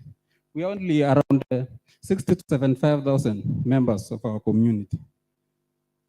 It's sad that 13 years down the line, the government of Kenya is not willing to restitute our land back.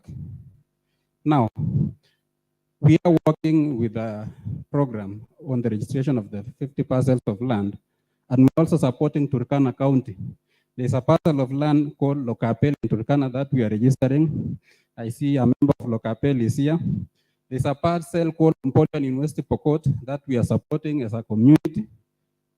Those are the strides that we are making. But all in all, I'm saying that the status is that we are at the starting level, we are creating awareness, and we are supporting the ones that we are able. Thank you so much. I have a lot to say, but not as much as the guy from Isiolo. Thank you so much. Karibu.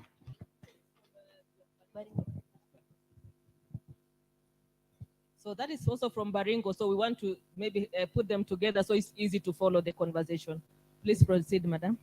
Good evening. Majina yangu naitwa Eunice Lepario. Nimetoka Baringo County, representing Baringo Women and Youth Organization. I'm the founder and executive director of Baringo Women and Youth Organization. I come from Ilchamus community, as you said, as my colleague said, from Endorais Welfare Council. Baringo has 4 communities. That is the Ilchamus, the Pokots, the Endorais, I mean the indigenous, I'm naming the indigenous, Ogieks, and the Tugens. So for us, Ilchamus, we are, for those who doesn't know the geographical of Baringo, or maybe you have never heard about the Ilchamus, we are very few. I think the Endorais are many. Us, we are only a population of 30,000. We are located around the Lake Baringo. Likely, we have 2 wards, elected 2 MCS, and we are struggling. I like how my colleague said, walichanuka kitambo wakati ya Moi. Wakati wa Moi sisi tulikuwa tunafinywa. Because one, we speak the Maasai language, and the others, they speak the Kalenjin language. So you can see the scenario. The Ilchamus land registration we just started last year. after getting a lot of capacity building with our partners, that is Paran and Impact. Impact, they have done a lot to Ilchams. And when you come to the Ilchams land, they know Impact more than you guys. Because one, they have rescued us. Being at the kwa mdomo, tunaitanga mdomo ya simba, tukanyakuliwa. Though we still have the challenges of boundary, you know, Baringo is an hotspot for the cattle rustling, but we are still struggling. Last year, we benefited with the DGF fund, that is a Global Green Grant. And the first thing we did as an organization, we started sensitizing our community to know the importance of registering the land. As Ilchams, the only thing we have in Baringo is only land. And maybe there are 2 MCAs. We don't have our constituency. We don't have area MP, but sooner we're going to get it. After maybe registering our land and even for our unity. All the land occupied by the Ilchams initially was a group branch. The two group branches that is transisting successfully, moja, let me just mix the English and Kiswahili. Moja, they are adjudicating the land to be a private, that's Eldume, under the Ilchams ward. Successfully, they are underway, though they have not yet. The second one, which is the island. When you come to Lake Baringo, there is one community island and other private islands katikati ya bahari. So ile yenye community successfully they have adjudicated the highland, though bado hawajapata the title. Sijui kama bado si ule wa Baringo wako. The remaining group branches are Ngambo and Salabani. That's under the Ilchams location. And they have transited from, but it's still pending. They are trying to register their land through our support and pending the title. Tumefanya sensitization they have formed the CLMBs. Now the last lot, maybe probably through again the support of GGF, we are going to do the last process. That is beginning of next year. The Mugutani and Kiserian, which is under the Mugutani ward, mahali mnasikianga kila saa Pokot wamechapa Ilchams, hata juzi Kapendasim, it's still bado kwa Mugutani ward, ni hapo. But you can imagine for them they are ahead of us, over the Ilchams location. They have already undertaken the civic education. They have elected the CLMCs, and they have written to the county government Baringo to facilitate the registration. So basically, the Ilchams, we are trying to come up to register our land, though we still have challenges. For the youth, because they represent the women and youth organization, our organization, one, we are championing for the voices of youth and women. So definitely women and youth are included in all these decision-making processes. Thank you so much. Thank you very much. Yes, I'll allow you to take the mic. Please proceed. Thanks, Madam and your colleague from Baringo. You've taken us deep into Baringo and the issues there. Wacha tuende kwingine tuone. Over to you, sir. Thank you. Majina yangu naitwa John Marona kutoka kaunti ya Kajiado. Nitasema sana kwa kifupi. Kaunti ya Kajiado ina sub-county 5. Kati ya county sub-county hizo 5, 3 tayari tangia kitambo zilishagawa mashamba. Kwa hiyo 2 ndio zilibaki na community lands. Sub-county ya Kajiado Kusini na Kajiado Magharibi, that's Kajiado West. So far tuna community lands ambazo zimesha sajili ardhi zao na zimesha register as community land successfully. kuna Olkeri, kuna Shombole na kuna Olkeramatian. Kuna ya 4 ambaye ndio nimetoka, ambaye pia tulipeana stakabadhi zetu mwaka wa 2019, lakini mpaka sasa hatujafaulu kwa sababu tumekumbana na changamoto njiani. Moja, tofauti baina ya community members, manake kuna wale ambao wanataka transit to community land, kuna wale ambao wanataka kusajili ardhi kama ardhi ya kijamii, kuna wale ambao wanataka kugawa. Pia kuna aspect ya ofisi husika kuingilia. Kuna mtu mmoja ambaye alitangulia kusema kwamba shida ambazo tunapitia kama jamii za wafugaji mara nyingi huwa inasababishwa na wale ambao wanafaa kusaidia. Wakati ambapo jamii imejigawanya mara mbili, instead ya wale wahusika, wale maofisa ambao wamewekwa pale kuwasaidia kujua ni nini haswa shida, they take sides.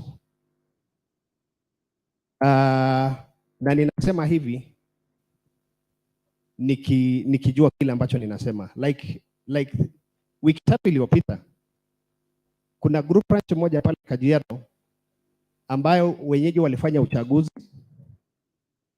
wakamaliza,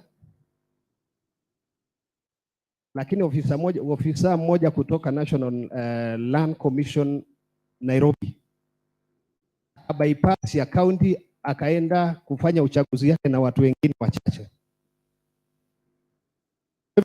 Kuna changamoto kama hizo ambazo ndio pia imekuwa changamoto kubwa. Nikigusia kidogo masuala ya kuhusisha vijana na kina mama katika masuala ya ardhi, ninaweza nikasema kwamba imefanyika, ila ni kwa kiwango kidogo sana.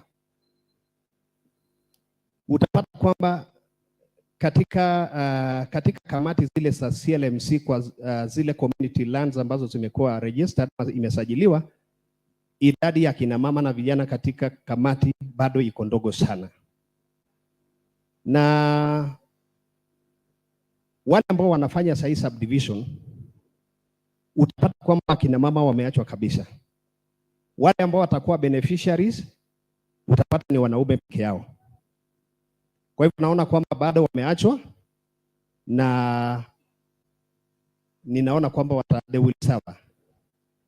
Kwa hivyo in a nutshell, katika Kajiado County tuna group ranches 3 ama community lands 3 ambazo zimesha transit, zimesha register, mpaka wengine washapata title, na kuna moja ambayo bado tunang'ang'ana, na hivyo ndivyo hali ilivyo.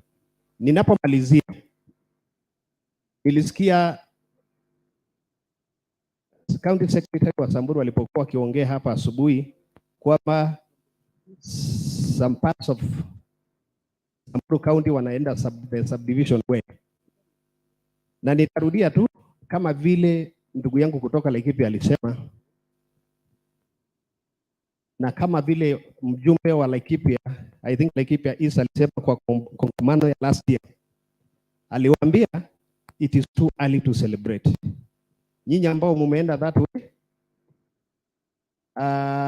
saizi kuna one community land inapomalizia pale Kajiado South, kabla hawajapata title na 6,000 registered members. So far around 4,000 of them tayari washauza. And Samburu will not be an exception. Kwa hiyo sisi kama jamii ya wafugaji, ufugaji bila ardhi haiwezekani. And the only sure way ya kusafeguard land yetu ni kuregister as a community land. Na kwa sababu na sijui kwa nini watu wanatoroka kuacha community land na ilhali iko katika sheria ya Kenya. So mimi ningependa kuwahimiza wenzangu, let's tuangalie mambo ya masuala ya ardhi. Thank you so much. Those are my presentations. Thank you very much. Patia madam na yeye aweze kutuelezea. I will not probably recap much of what you said, but you've also painted the picture of how dynamic it can be in the decision that people would want to subdivide and the risks that comes with selling their land. But also you have a good example where some of the communities have actually accepted to transition, but others decided to go the other direction.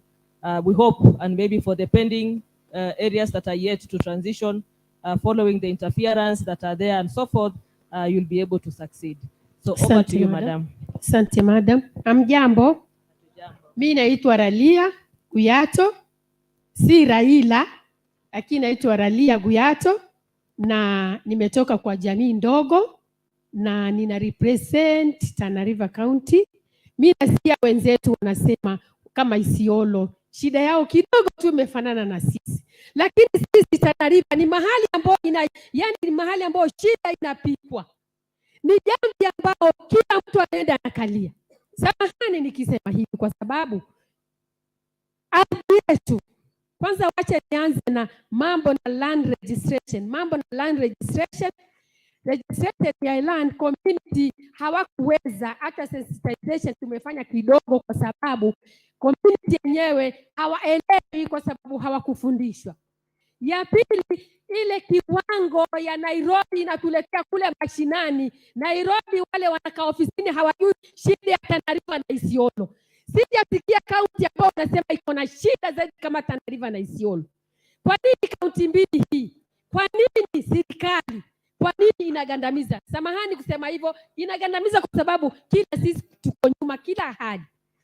Ardhi yetu tumeshindwa kujisajili kwa sababu kiwango iko juu, sensitization hakuna. Wale wa mama na youth ambao inastahili wahusishwe hawakuhusishwa kwa ukamilifu ili waelewe haki yao.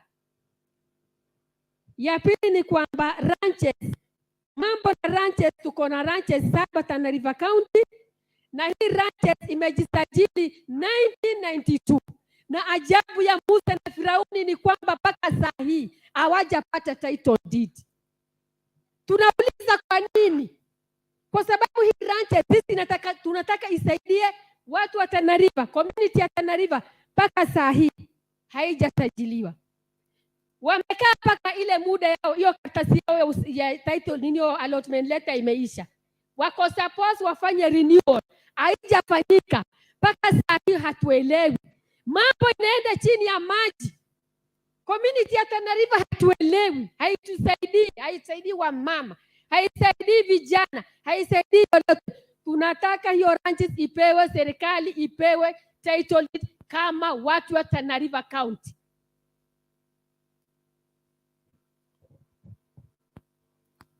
Boundaries. Munalia boundaries. Wakulia machozi ni Tana River County, walie machozi ya damu ya boundaries. Nikisema hivyo, Garissa ni boundary, wanatuchokoza. Kitui, wakati wa Ngilu amemaliza watu wetu. Watu wanapigana. Wakina mama na watoto na vijana wameumia. Ya tatu, Kilifi wanatusukuma. Tukiongea gavana wetu hata anagombezwa kama mtoto mdogo. Ingine Lamu. Lamu pia wanamsukuma kwa Tana River County. Tana River County ni kubwa kuliko nafikiri, kama si wa pili ni watatu katika Kenya hii. Lakini saa hii hata hatuwezi nyorosha miguu yetu kwa sababu hata ngombe zetu wanakosa mahali ya kulisha. Kwa sababu kule ni wakulima, huku sisi ni wafugaji, tukiteremka na ngombe zetu tabu inatoka. Watu wanapigana, jamii mbili hizi zinapigana, wafugaji na wakulima. Kwa nini? Tunauliza serikali. Kwa nini? Tunataka serikali iangalie sana mambo na boundaries. Mambo na boundaries ni mambo ambao mkoloni ameweka. Tusidanganyane sasa. Iko beacons imewekwa kwa kila boundaries.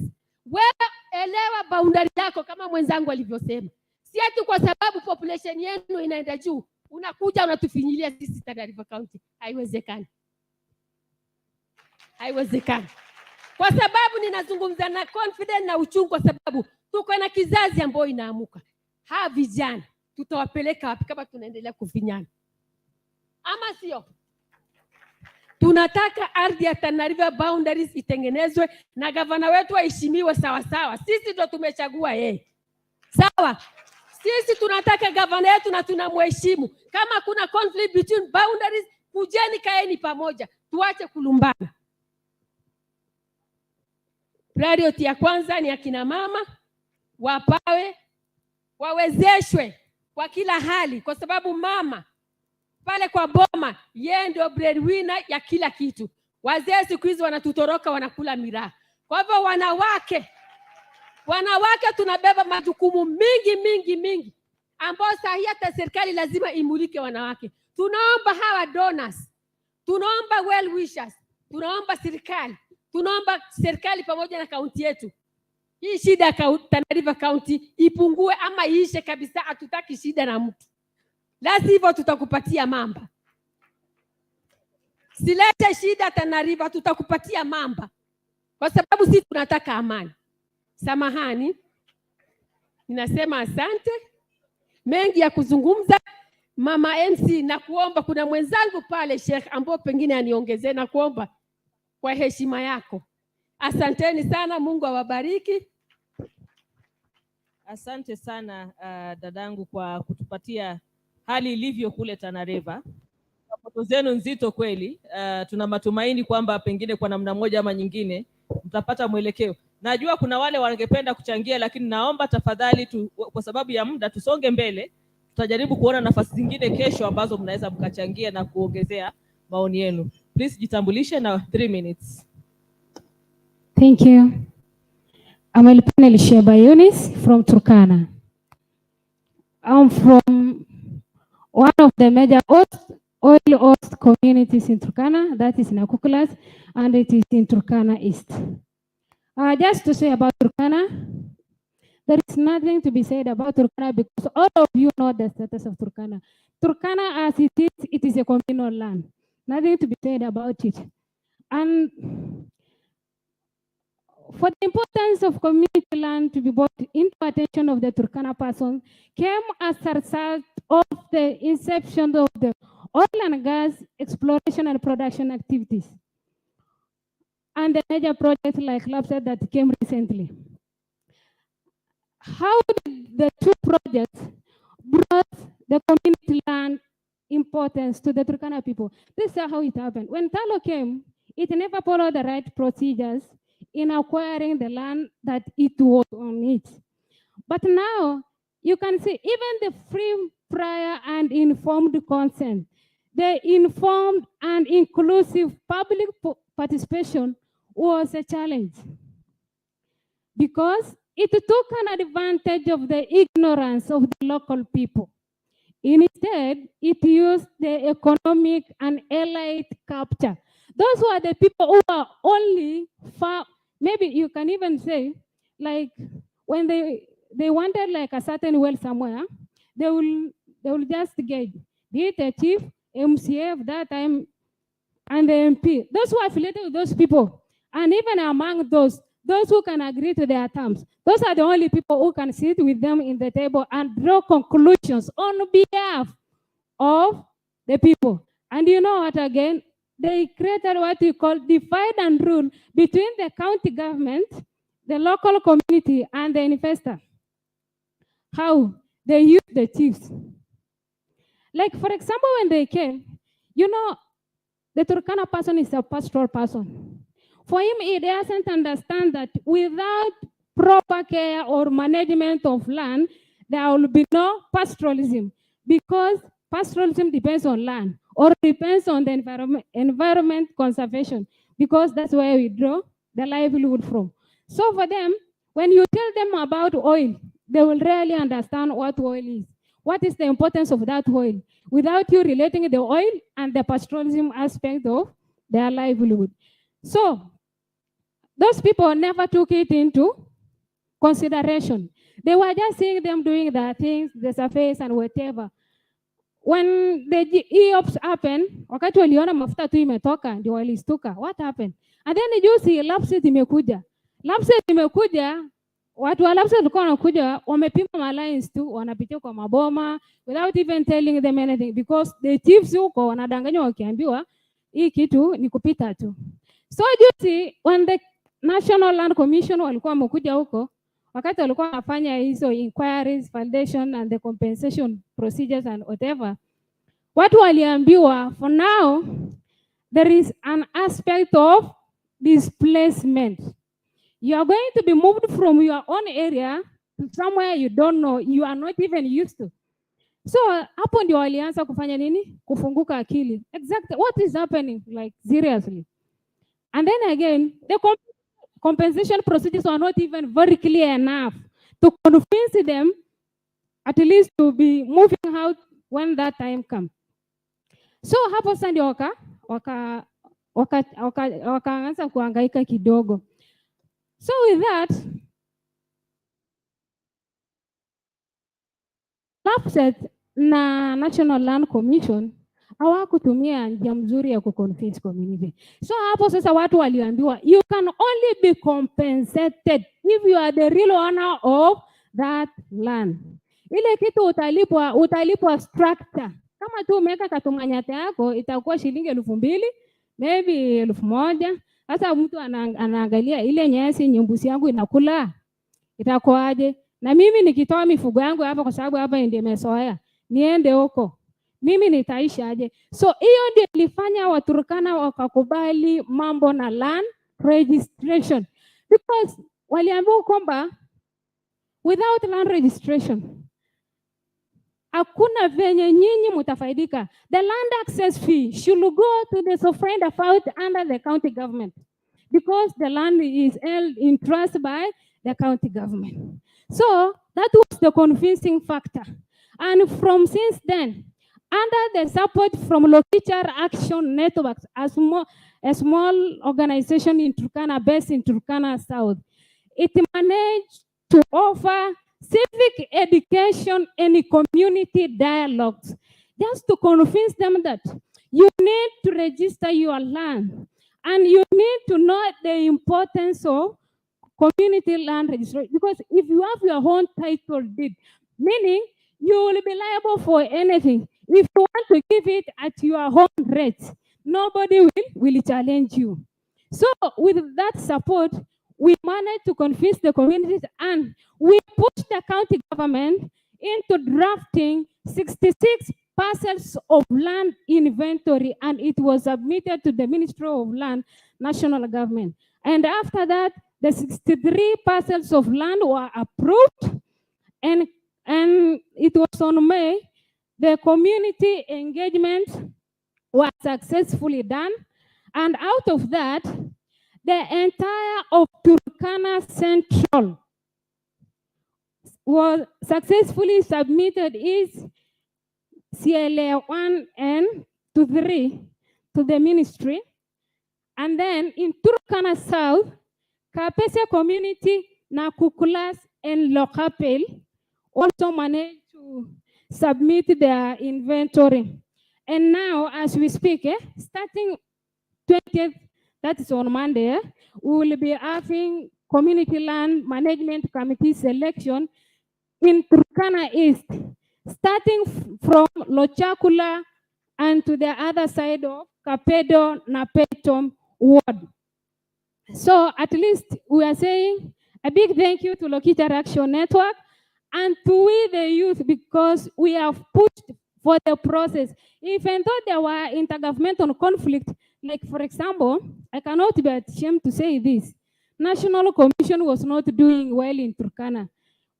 Wakati inakuja, inachukua machiefs, haitaki village admin wa county government, haitaki ward admin, haitaki sub-county, haitaki kuenda kuongea na county government. So what was that? And we told them, there is nothing that will continue except if you be in terms with the county government of Turkana, starting from the governor to the grassroots, and then you will be at peace. Secondly, there will be no be it compensation or whichever process that will take place, minus this land being registered. So the intergovernmental conflict was one of the issues. And then issue number 2, the boundary issues. I think all of us know that. When we were doing the community engagement, we could not even reach the conflict-prone areas. Like, for example, from where I come, there is a place called Lochakula. The Amaleri people know it on this other side of Tiati. We cannot reach there because, Yani, from a village I was born, 10 kilometers away from it, Pokoti Ndoako. So you cannot even cross the Laga. You see now. So it was very difficult for us to do even the community engagement. On the other side of Kapedo and Apeito Muad, you all know the Kapedo part of it, the Suguta Valley, you cannot even cross. So it was a challenge. And then also, the thing that we want all the donors in this podium that seriously, as far as youth and women are being called to be part of the process, the economic and allied capture is what is killing Turkana. Why?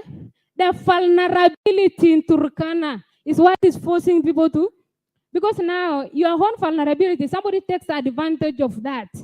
Without the little civic education from the two small organizations in Turkana, I seriously tell you people, Turkana would not have been where it is as we speak. And for the women, when you see a woman standing in front of you, just to know it is an effort. In Turkana, it is an effort. It is not just a mere job for me to stand here. In fact, even to go to school alone, it is very stressful because even your own parent doesn't believe in you or doesn't believe in your own vision. And so I am telling you people, if you are for your people, for yourself, and for your future, please, there is one principle under activists or the human rights defenders will always say, we are all human, and so if we are all human, we are all equal. The same way we are all equal is the same way we have a right to any benefit accruing from, be it a natural resource, be it a land access fee, be it whatever kind of ownership that we ever come across. So that's the thing that we need. We as women and youth, we need to push for that. Thank you.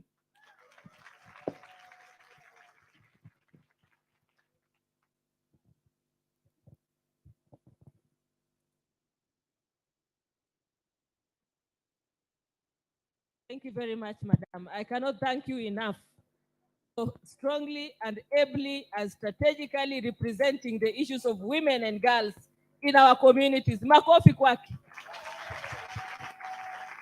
In addition to that, she has brought the issues on investments, putting them right at the center of our conversation about land rights and investment, and how communities cannot just be recipient of development, but they are a stakeholder and a decision maker who cannot be left out of that conversation. So thank you very much. And I think this story, for those who have participated in other sessions of the Community Land Summit, you can remember, and maybe those issues are still there, but this has painted a very positive picture of what it means when community leaders, young and old, wake up to say, this is what needs to happen. We can follow the law. We want the law implemented to the letter. Turkana County, pongezi sana. I'm really proud of the Turkana County people. You can even do greater things than what you have done now.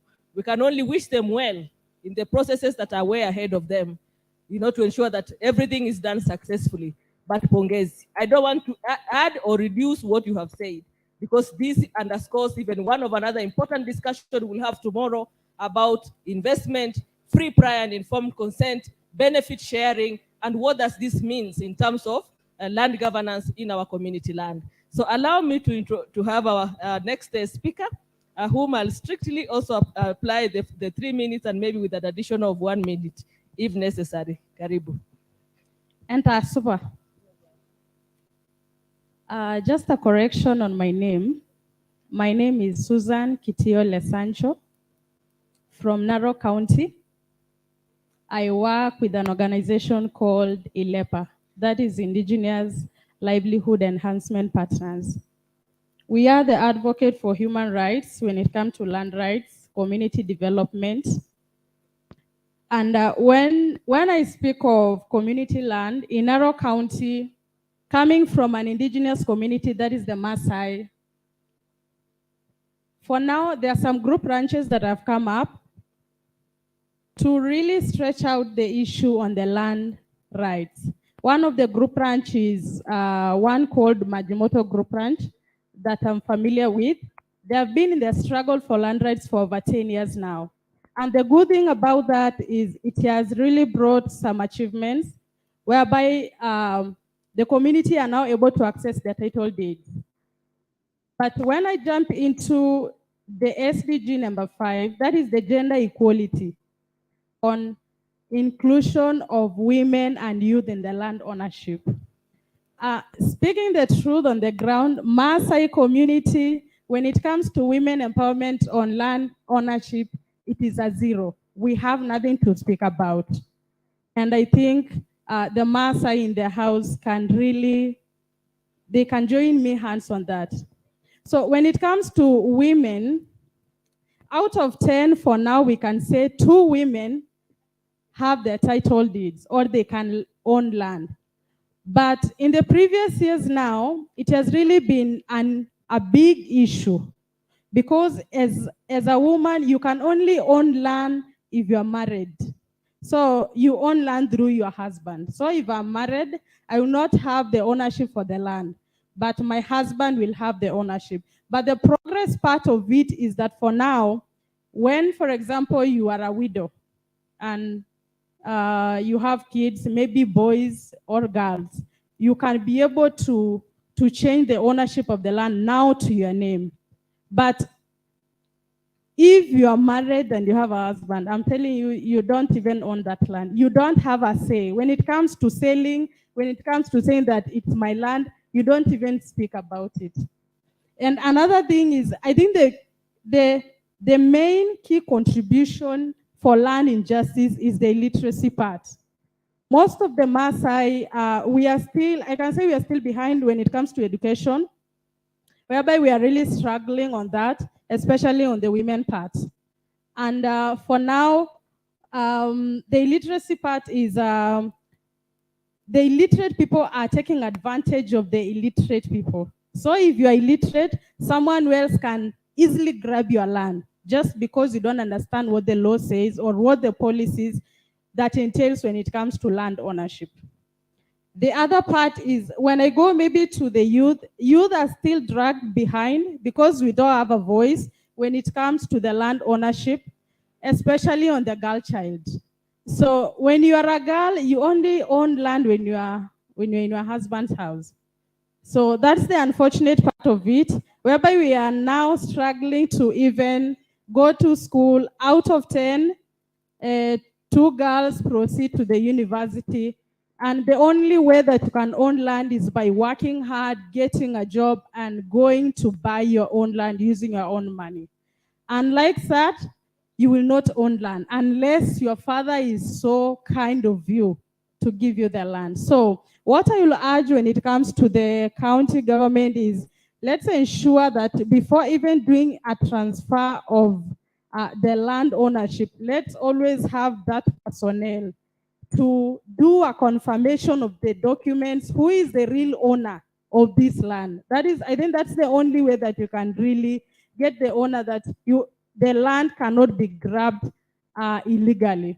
And another thing is coming from an indigenous organization, we have partnered with some of the organization. One of it is CLAN, whereby we are reaching to the interior communities to be able to give them to do the FPIC part, to be able to let them know the importance of land ownership and the inclusion of the decision making when it comes to women. And to the youth, I will urge all of us, when we go back to their counties and the communities, let us always empower them because it is the next generation. And if we kill the voice of the youth today, I believe that even in the tomorrow, we will not have a voice. And for now, when it comes even to these sittings on these dialogues, the national dialogues, the county levels, when you go to such dialogues, you get to look at the range all the capacity of the youth. Out of maybe 50 delegates that are sitting, you only find one youth, and you're not even given that chance even to speak. Last but not the least, thank you for Impact for the continued efforts on addressing the land issues, and thank you for such an event to address and even speak to the podium. Thank you. Thank you very much, dear Susan, for giving us the experiences from Narok County. So now we go to Taita Taveta. Karibu. You have Asante 3 sana. minutes plus 1. Asante, shukran. Jina langu naitwa Beatrice Mjomba, natoka Taita Taveta, County 006. Tunaitwa a county with hidden treasures. Ni nao wenzangu ambao nimekuja nao kutoka jamii ya Wakasigau. Kasigau hoe! Asante, hiyo ni jamii ya kwetu. Baadhi ya jamii ambao wameanza kutransit kwenda kwa community land registration. Nitaanza tu kwa kusema zile successes ambazo tuko nazo tangu Community Land Act ije into effect the year 2016. Hii sauti ambayo natoa ninajumuisha mashirika ambayo yalitushika mkono pale Taita Taveta. Shirika la Kenya Land Alliance, tulianza na Naomi Lanoi, tukaenda mpaka sasa tuna kina Faith Alube. Shirika la Action Aid, our ever able partner on ground. Shirika la FIDA Kenya ambao tuko pamoja nao pale chini. Shirika za haki yetu na wale mashirika mengine wote including Impact, kwa sababu huwa mmejipanga kama partners na mkasema nyinyi mkishika ukanda wa pwani, wacha tushike upande wa Northern. Ndio sababu hatujajumuika sana na wenzetu. But we appreciate every good organization that is working for the local community down on ground. And for the donors and the grantees who are granting us monies, thank you so much. Whatever you are seeing today is an achievement of the monies that you give to our donors and our partners. So I'd like to start off by mentioning the successes, as I said. One, in Taita Taveta, what has been a stronghold is a multi-stakeholder platform on women and land, where we have both state and non-state actors sitting on a table to discuss and dialogue on issues on land. Why do we do that? We believe if we are not on the negotiating table, we are the menu being eaten. The second success that we have is the partners that I've mentioned, who are very active in enabling us on access to justice, very active on enabling us on advocacy, on influencing both policy and tracking practice changes on ground. One practice that needs to change in Kenya for the indigenous communities to benefit is culture. Culture in Maasai, culture in Taita, culture in Kamba, culture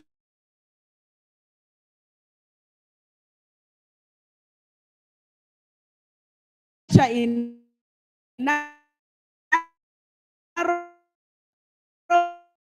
unless our culture accepts and changes. So that's one thing that we are tracking changes on. We have now an environment and land court. That's one success that we need to point out too, though there is room for improving in what structures we have.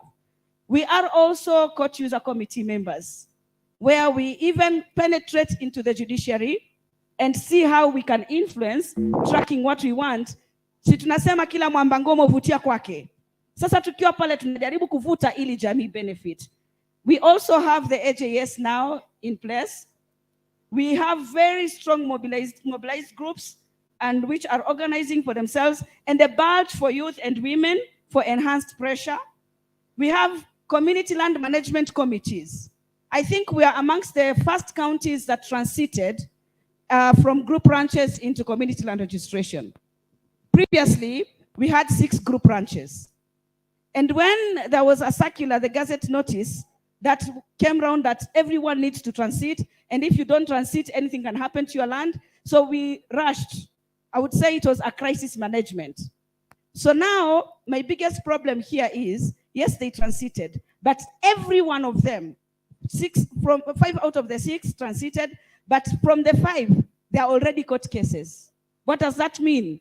That even in that crisis, it still did not feature well. It did not involve people well. There was no ethic, there was no awareness, there was no the willingfulness, there was no inclusion, and every other thing happened there. I'm just summing up because of the 3 minutes that you've given me. But if you want some more, I'll be seated there today and tomorrow. We can we can discuss. What happened to this? We transited, but unwillingly. So because of that, because we were just implementing the law, there's a problem. So you go to Kasarani, there's a court case. You go to Taveta, there's a court case.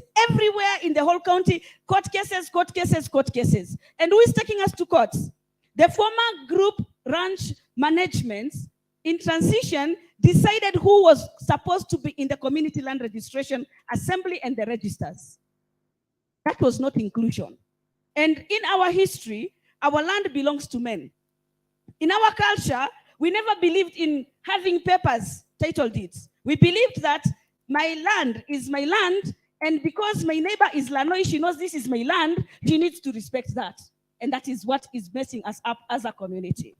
So, though we would say that we have that history, but the coastal area, the whole of coastal region has its own peculiar issues on land.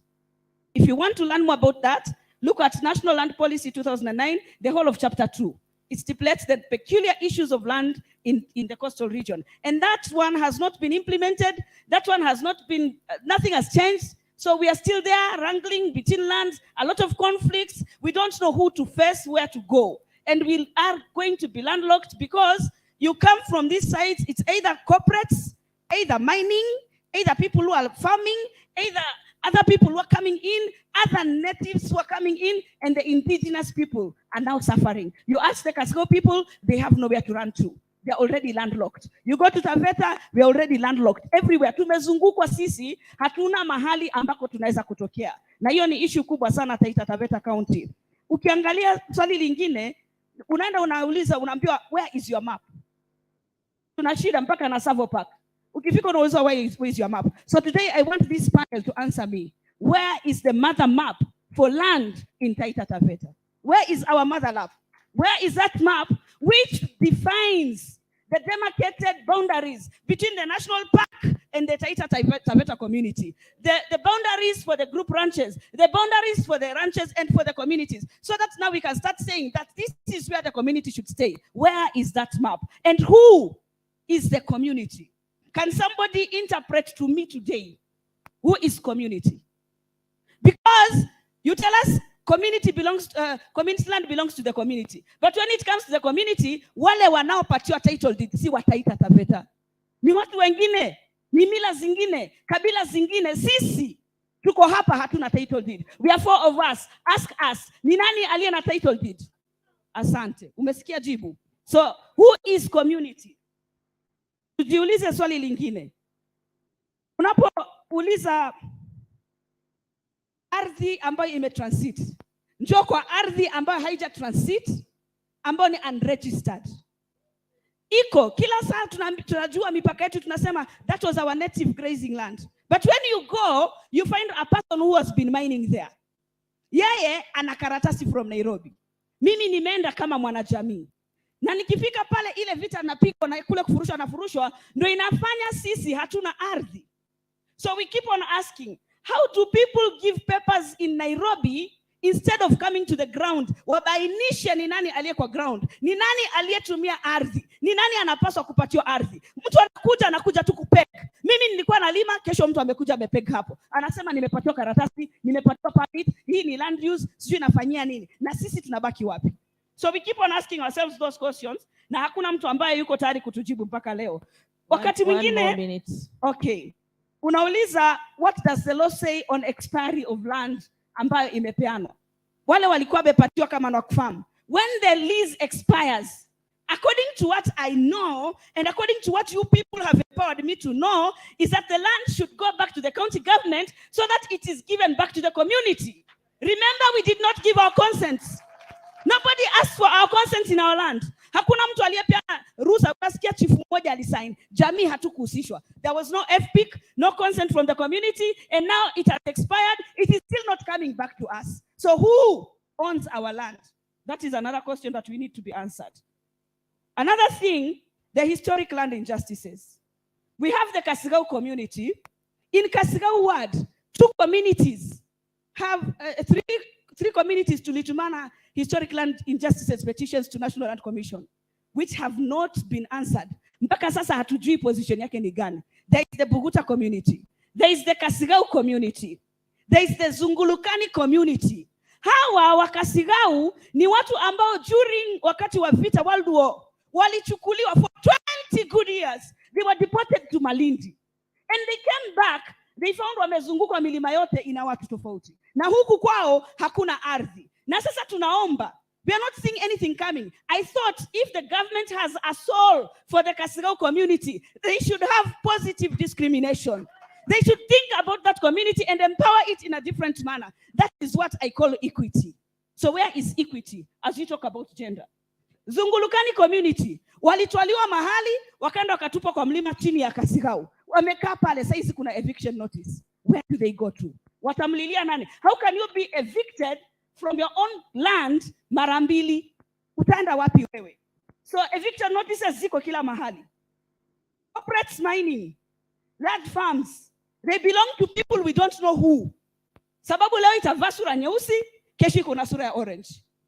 Ni nani anayetumia ardhi yetu? That's another question that we need answered. A lot of unresolved land conflicts. Title deeds are not for the indigenes. We are not involved in anything that happens. There has never been a special meeting called for land for Taita Taveta community. Inakuja tu kama AOB. Hakuna siku tumehusika. Including juzi wanatengeneza county special plan. Hatujajua. So community hawajui what is a special plan na inatengenezwa na county yetu. So what happens to us kama jamii ya huko? Budgets hakuna. Both national government budget, county government budget, on matters land, nothing. Change of land use. Implementation of simple things like the public inquiry report from Kenya National Commission on Human Rights, CARC commissions. Why do they do public inquiries? Why do they give us recommendations and the government is not willing to implement that? We know the role for the government is 3. Protect. How can we protect our gains? Fulfill. What law are they fulfilling? Then there is no remedy framework. So akitoka tunabaki na magofu. Sisi tutamlilia nani? Asante. Points heard, well heard. You've raised very many key issues. I hope there will be someone from the duty bearers to respond. And I hope for the duty bearers represented here, you understand these cases and can provide an update. So let me travel to Siaya. And Mama came to me and told me, we have been left out. I want to give you strictly 3 minutes. Uweze kupeleana ujumbe wako na umalize. 3 minutes tafadhali, alafu tuweze kupata ujumbe kutoka kwa other duty bearers. Ndio waweze kuona kama tunaweza respond to some of these questions pamoja na ya kwako. Karibu. Asante sana. Kwa majina naitwa Gladys Oking. Tumia mic karibu na mdomo. Okay. Kwa majina naitwa Gladys Oking kutoka Siaya. Kwanza nimesema asante sana kwa kunipatia nafasi. Okay. Nimesikia hapa malilio sana. Wengine wanasema ati counties zao ndio imewachiliwa nyuma kabisa. In Siaya County, you will not believe. Siaya County, we have a community land in Yala Swamp. Our community land was given to an investor for 99 years under the Ministry of Lands. 99 years, that's a century. Who is behind these 99 years? If all of us die, who will take this sharper? Recently, before that, NLC came to Siaya to hear the objections in Siaya County. After this, they said their determination was this land to be given to the investor, the Lake Agro, for another 66 years. Who is behind these 66 years? We are wondering, and we are asking ourselves, who is behind these 66 years? In terms of historical injustices, it is really taking place in Yala Swamp. Unaenda hapo unalima shamba yako, lala ukiomba Mungu. Kesho yake ukapata kama investor amekanyaga hiyo yote, ikiwa ni mahindi, ikiwa ni mboga imeenda. Hata ukililia, hiyo sauti yako haitasikika mahali. in Yala Swamp, the historical injustice nimesema ina take place in Yala Swamp and very strange things. During Dominion times, kuna hapo sasa enye uoga inatuashika. Fear of eviction, determination of crops, unlimited land access, grass areas, grazing areas, food, private land homes are flooded. They are flooded because during Dominion farms, there was a blockage built in the River Yala, the Wia. Ali raised height ya Wia juu zaidi. So this backflowing of water, it really affects us. Ilitufanya tukaenda mpaka kwa ofisi ya Wanema. Tukapewa stop order tupelekee wenye investor. Walichukua hii karatasi wakaangalia wakaweka chini. You in Kenya nowadays it is just paperwork. They unaenda kwa ofisi wanasoma, kusoma watasoma, lakini no action will be taken. So things are really happening in Yala Swamp. I just came in this meeting through my friends of Action Aid and the SCODA office. You are not invited and you didn't even know there is another summit in Samburu today. My friends who are here, please, ninawaomba mvisit Yala Swamp. We want to know who is behind Lake Agro. Right now, anapalilia miwa hapo. Kesho ukiamukia, anapalilia hapo mahindi. Na hii shamba tulikuwaga na roads hapo. Siku hizi analima mpaka hizo njia. Lake Agro. And let me say thanks to my county government, County of Siaya. 3 weeks back, tulienda kwa gavana wetu, nilikuwa mmoja wao. Tukamuuliza gavana Orengo, nani ako nyuma ya Lake Agro? Akasema hata yeye hajui. So what is happening? There is a karata behind. Who is behind Lake Agro for the 99 years? This is our cry. So you people should come to Yala Swamp and see the real things. Historical injustices are really happening in Yala Swamp. Right now, we cannot even access clean water. The roads, wamemwagilia maji. Hakuna barabara utapitia. Ukikuja Yala Swamp, kuja ukivaa gumboot ama kuja mgomtupu, utatembea Yala Swamp. Ujione mambo. Hapo kuna shida kubwa sana. Senteni. Thank you very much, Madam, for giving us the opportunity also to hear the experience from Yala and the issues there. It must be very challenging. I know we had in the previous summit, communities also representing the voices from this area. I know it's a real struggle, and particularly in situation where transparency and accountability is not really the principles of how business is done. And this is exactly what the community there is facing. But there is hope, and because as a community, you are still voicing these issues. As a community, you are still putting it forward that something must be done to rectify the situation.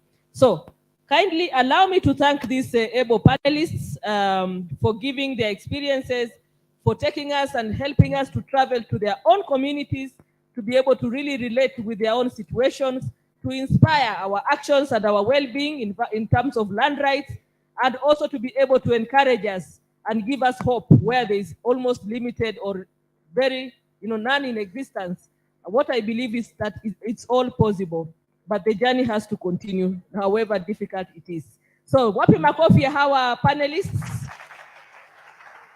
Thank you very much. As they take their seats, I would like to request a representation from the duty bearers, who I request they step forward to respond to their questions. Watu wa NLC, muko wapi? Watu wa Ministry of Lands, muko wapi? Hata kama sio kutoka national office, wewe ni wa county na unaweza jibu maswali, please can you take the floor hapa mbele? Tunataka watu kutoka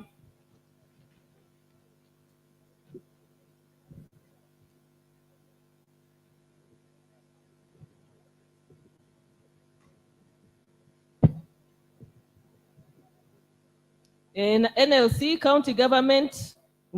Sijajua tutachukua wangapi. Can we have, kuna county government of Isiolo? kulikuwa na madam pale. Ningetaka anybody county government ambaye tunaweza pata representative wanaweza jibu maswali kadhaa ni nani, particularly for counties ambao wameulizwa maswali ya some of their inventories and other processes. NLC mko wapi?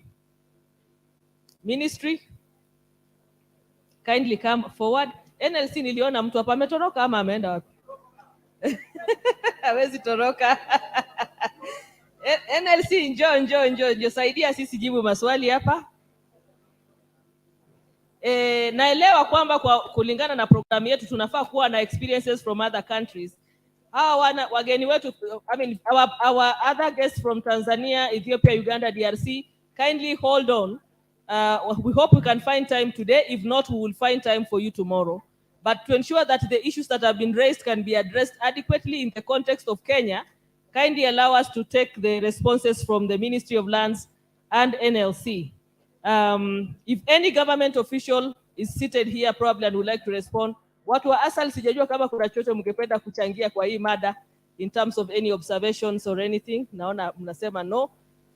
Please, impact, kuna yote mngependa kuongezea kwa hii list iwapo nimesahau? But I think most of the issues that have been addressed or issues raised are actually concerning Ministry of Lands na NLC. So nyinyi ndio mtatusaidia kujibu baadhi ya maswali ambayo mmeona yamejitokeza, issues of boundary disputes na vile mmejaribu kuaddress the issues of investment na vile mna deal nazo in terms of land allocation and who is the beneficiary.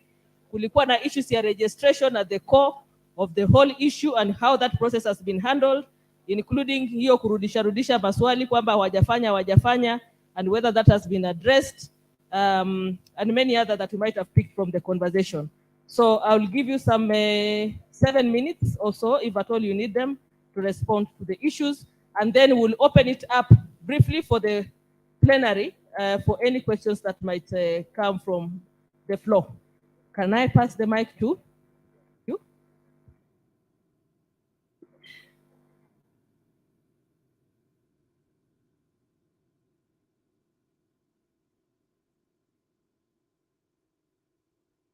Hamjambo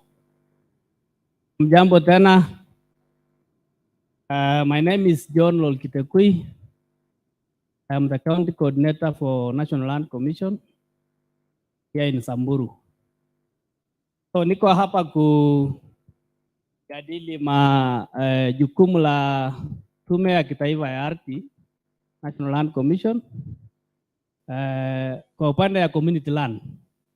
Baadaye tajibu maswali kutoka kwa wahusika. So when it comes to community land, these are some of the functions of the National Land Commission. I would like to say that here in Samburu, where I operate, we have done quite a lot of work in terms of community land registration. And as we had in the morning, we were able to transit 22 communities from the 3 sub-counties, that is Samburu Central, Samburu North, and Samburu East. That was a commendable work for Samburu.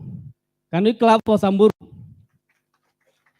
Yeah, so one of the roles of the commission in terms of registration of community land, you find that there is a lot of land for public use in the community land.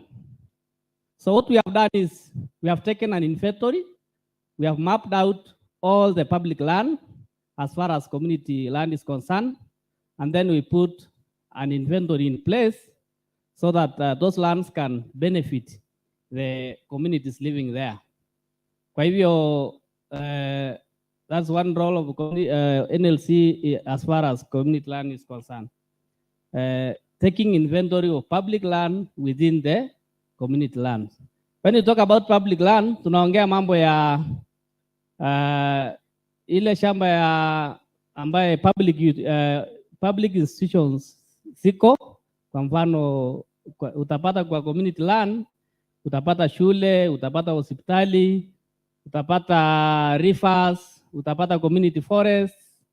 Those are public lands, and we take an inventory so that they are protected for the use by the communities.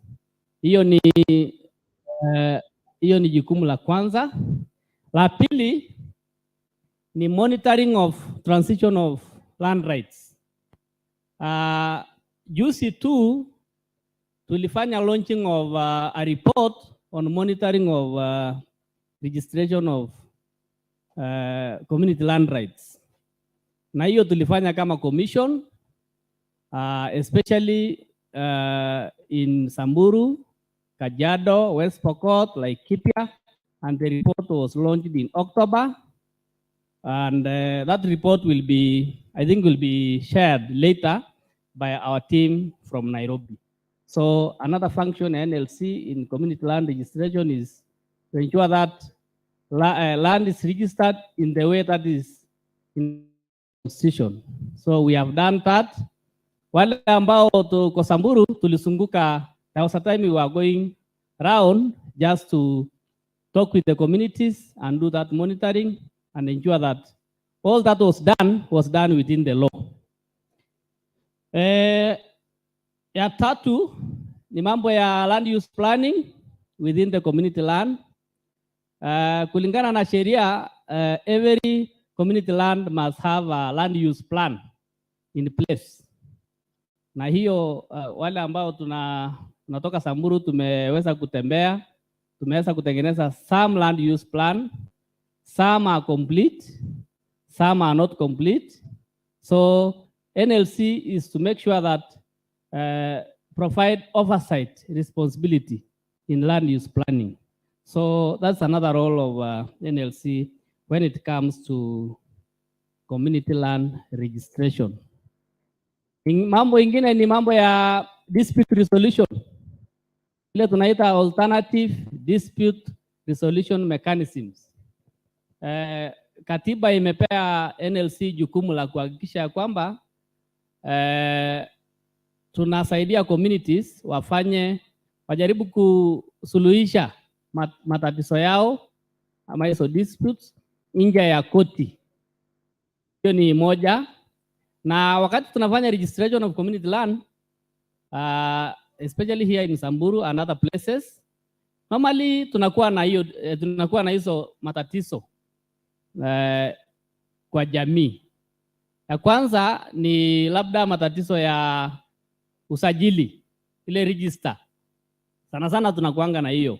So tumejaribu sana kuhakikisha ya kwamba communities wanasuluhisha instead of going to court, kwa sababu tunajua kotini inachukua muda na pia inakugharimu kifedha na pia inalete madhara mengi. So ile mambo ya dispute resolution kama commission, that's also what we do. Ya mwisho ni mambo ya compensation and hiyo evaluation. Tunakuta ya kwamba kuna mtu aliongea kuhusu mambo ya projects ile inapitia kwa community land. Kwa mfano kuna hii mambo ya LAPSSET. I think that is one of the projects that is very hot, and I know it passes through a number of counties that have community land. LAPSSET inaanzia huko Lamu, inapitia Garissa, inapitia Isiolo, inapitia Samburu mpaka Turkana huko. So the commission, kazi ya commission hapo ni kufanya mambo ya valuation, and then finally mambo ya compulsory acquisition and then compensation of communities. Hiyo pia tunafanya, na si tu LAPSSET peke yake, pia tunafanya pia kuna projects zingine kama hii ya Ketraco. We used to have Kenya Electricity Transmission Company running that line all the way to naitwa nini huko Yangalani pande hiyo. So those are some of the projects. Those are just examples of projects that pass through community land. And when it comes to that, normally NLC have a big role to play. I know there are challenges because sometimes when it comes to compensation, communities, we have challenges in terms of trying to agree on the amount of money to be paid to each community. But that's the role of NLC, and we try as much as possible to ensure that communities benefit as required by the law. So those are some of the functions of NLC when it comes to community land. So maybe I will stop there, and then probably if somebody has a question, I will try to answer. Santi.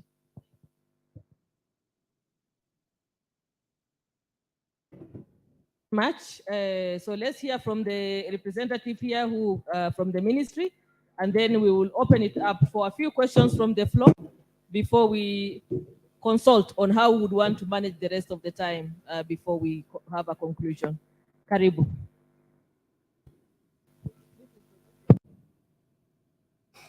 Hapa ni Rian Ntomonok, unasema ngaje? Eh?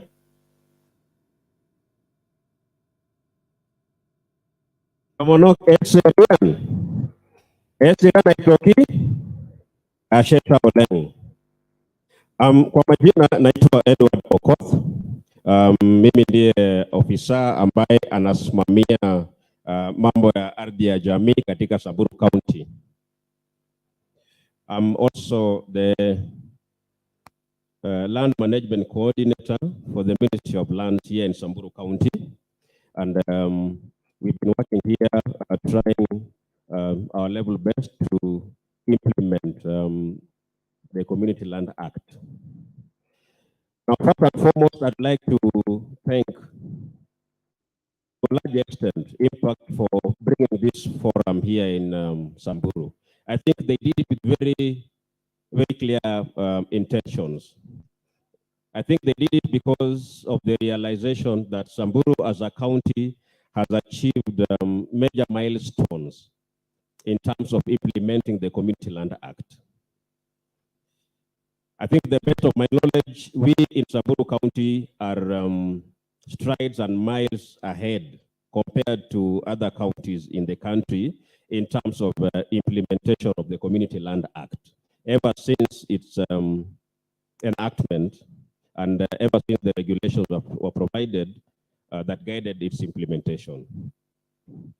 I don't want to delve much into what we have achieved so far. I think our able CEO, Mike, did elaborate in details, though in summary form, what we have managed to achieve so far as Samburu County. I'm going to explain just briefly why we managed to do that achievement. And I think that might explain why other counties are still struggling to achieve the provisions of the Act. The most important thing that most counties can pick from Samburu is the fact that the technical persons in those respective counties who are duty bearers and who are bound to guide communities on how to register their land are mandated to perhaps form some technical committees to start with. That technical committee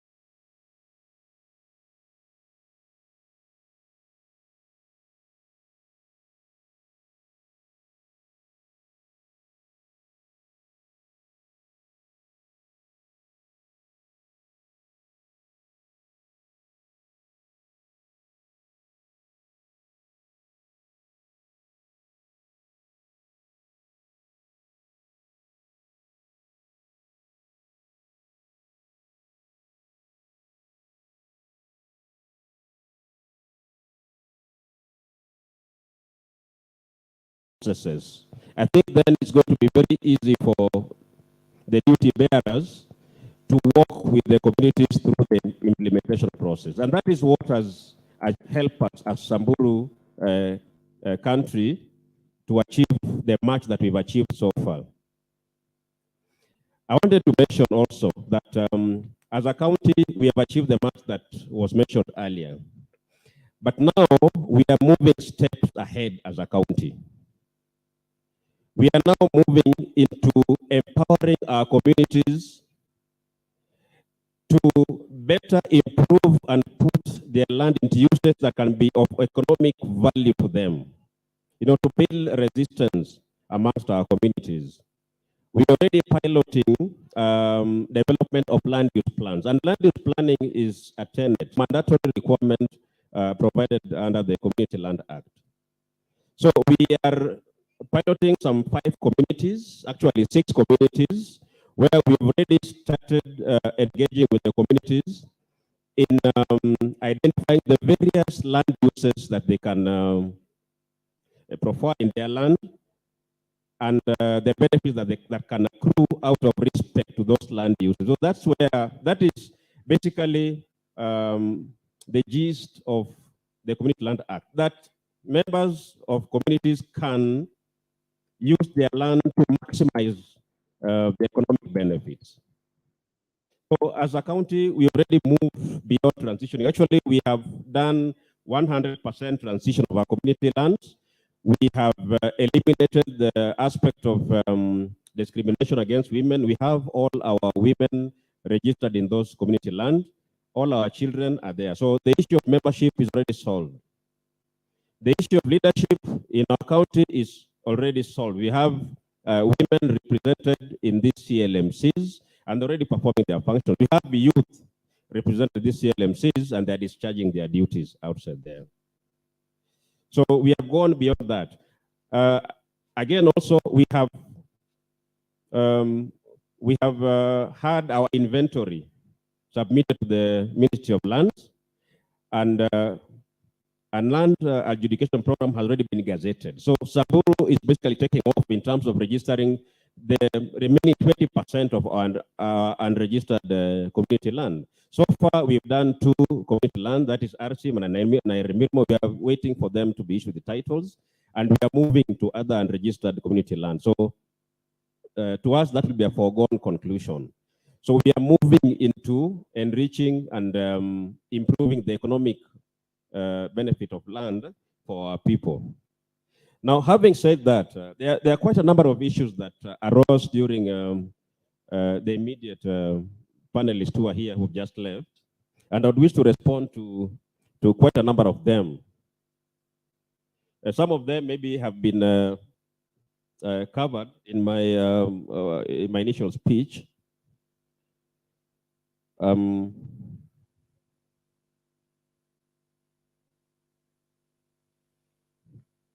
Let me start with the issue of awareness creation. If I can sum up most of the complaints that are coming up from the previous group of panelists to be that perhaps they have not been either properly sensitized, so that they are deeply aware of the provisions of the Community Land Act.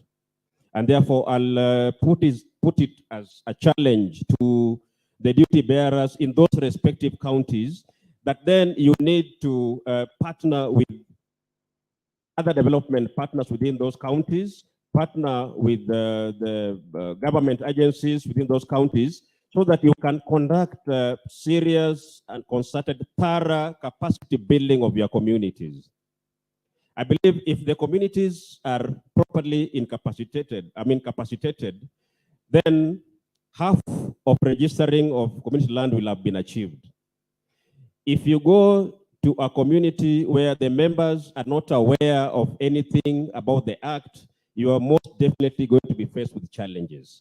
So the duty bearers in the respective counties need to conduct serious sensitization.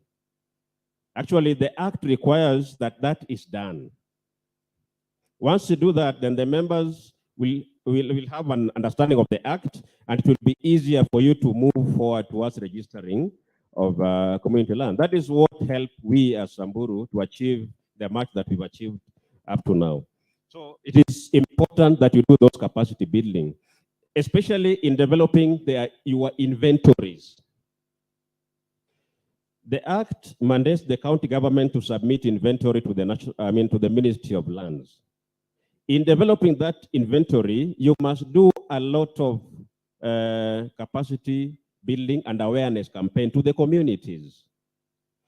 Then they will understand that they can forward their claims. Those claims can overlap to each other claim. There's no problem about that.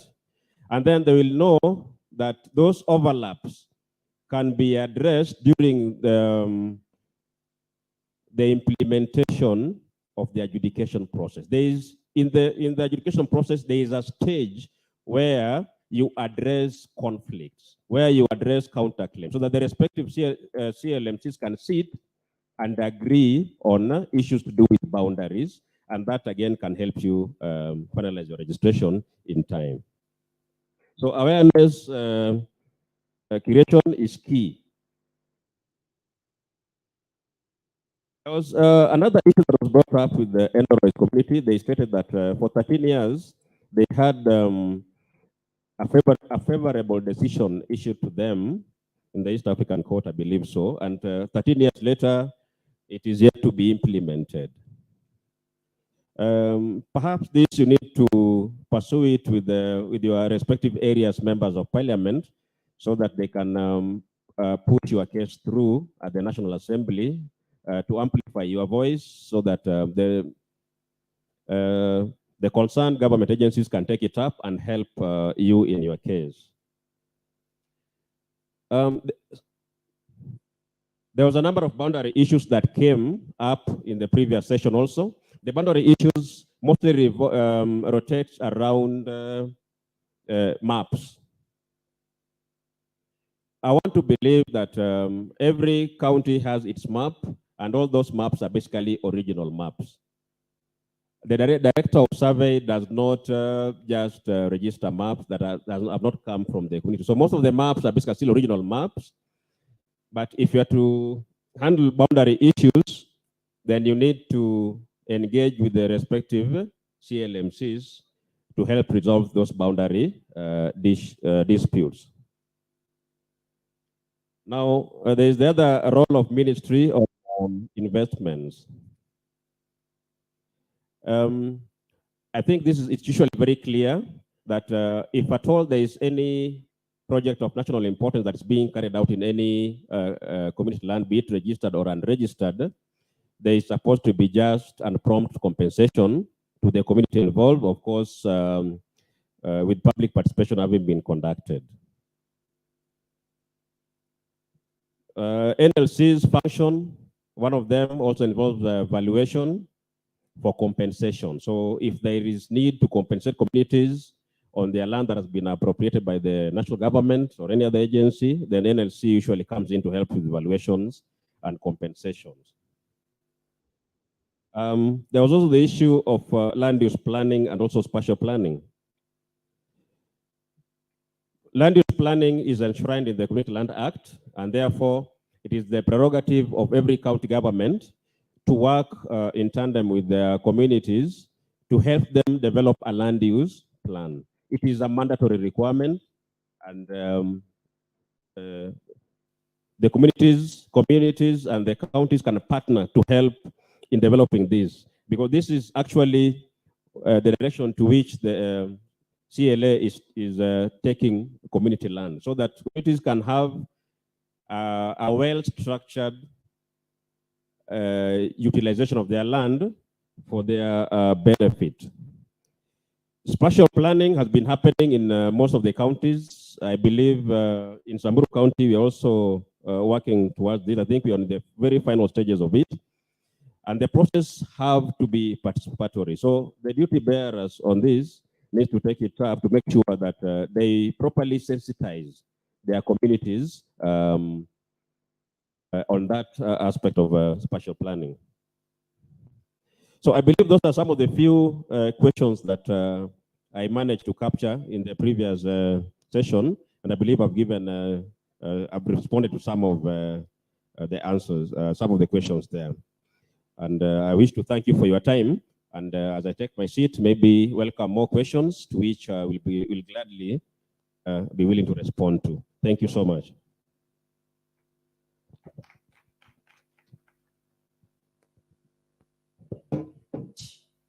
Thank you very much for responding to the questions and also for clarifying the processes and issues that came out from the floor. I see probably participants are tired. Some have even assigned themselves time to go for tea. But I would want to negotiate. One, we take questions that we may have to our panel of two from NLC and the ministry, for those who have very burning questions. And then after this, we will conclude the day, and then we will be able to reorganize the sessions for tomorrow to allow us to proceed with the program. So I see some hands coming up. One, utakuwa number 1, utakuwa number 2, mama pale, number 3, ndugu, number 4 pale nyuma, number 5, number 6, number 7 pale, the number 8, enough. So can you give them the mic, starting from number 1?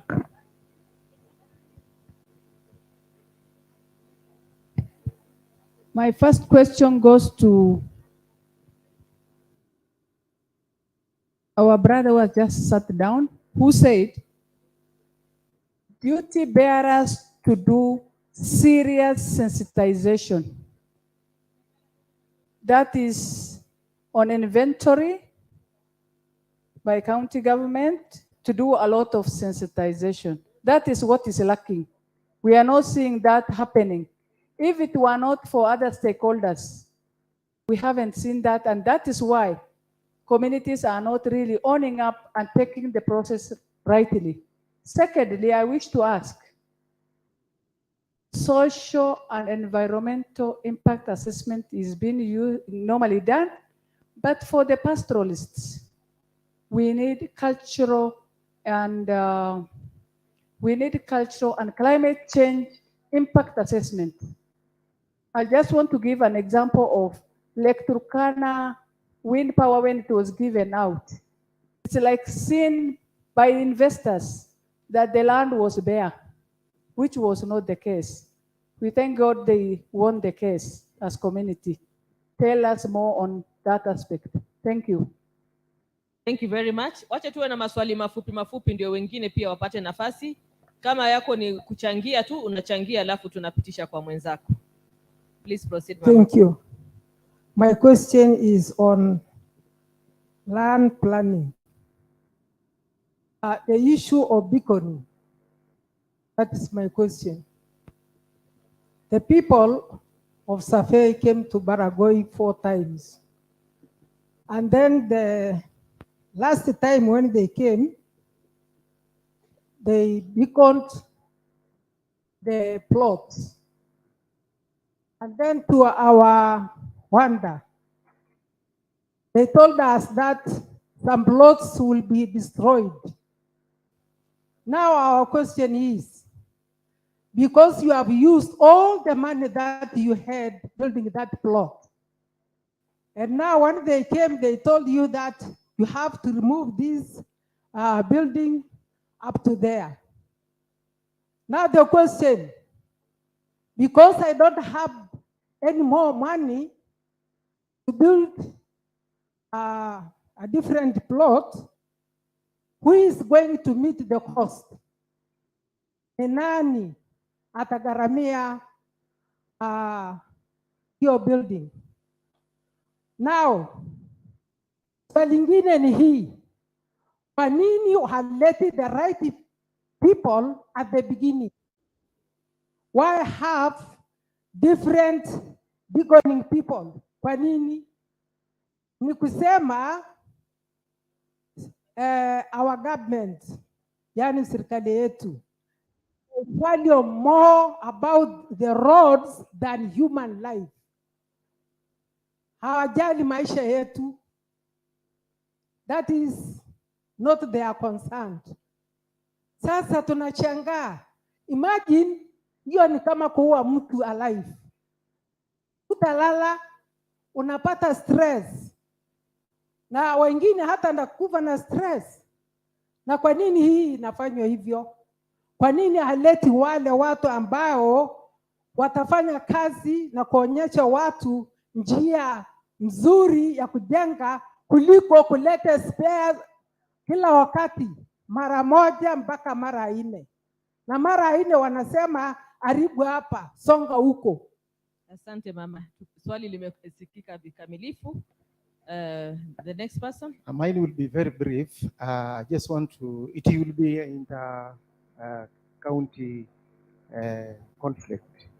I wanted the land commission because to answer this question, there is this issue of maps. Within our country or within our counties, there is some communities which does not want to bother or to understand there is that map for this section or for the other section. Like for instance, our people from Baringo County, I wish the CEO for land Baringo County could have been here. It could be better for him to hear about this question. Because you see, the people from Tiate sub-county or Tiate constituency, they want to encroach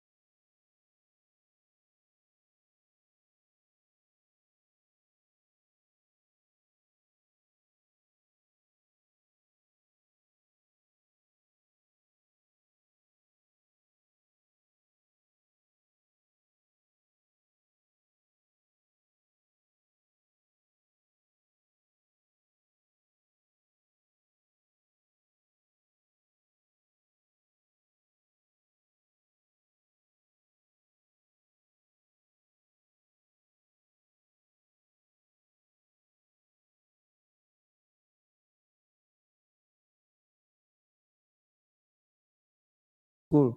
Mpaka wa leo sijamuona Kentraco. Secondary ya pili Ningopeliani secondary school. Sijaona mpaka wa leo Kentraco. Niliona tu mahali miti ilipita, stima ilipita ikikatwa miti, nikalipwa hizo miti peke yake. Thank you very much. Thank you very much. Your question is well noted. Pitisha mic. Then pale tulikuwa na mmoja ama wawili? Mmoja. Naomba usogee karibu ndio uweze kuchukua mic. Asante sana. Yangu itakuwa fupi sana.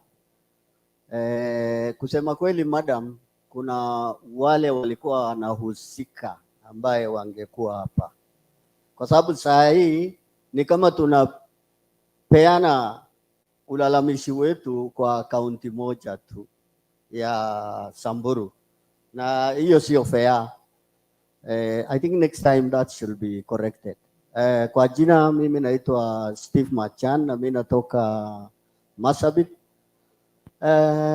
Yangu ni mambo ya dispute kidogo, na kwa sababu kwa pande ya Marsabit sisi mimi natoka Rendile, kwa hivyo Ngurunit ni pahali Lekada anaboda sio, kwa hivyo tuko kwa boda moja.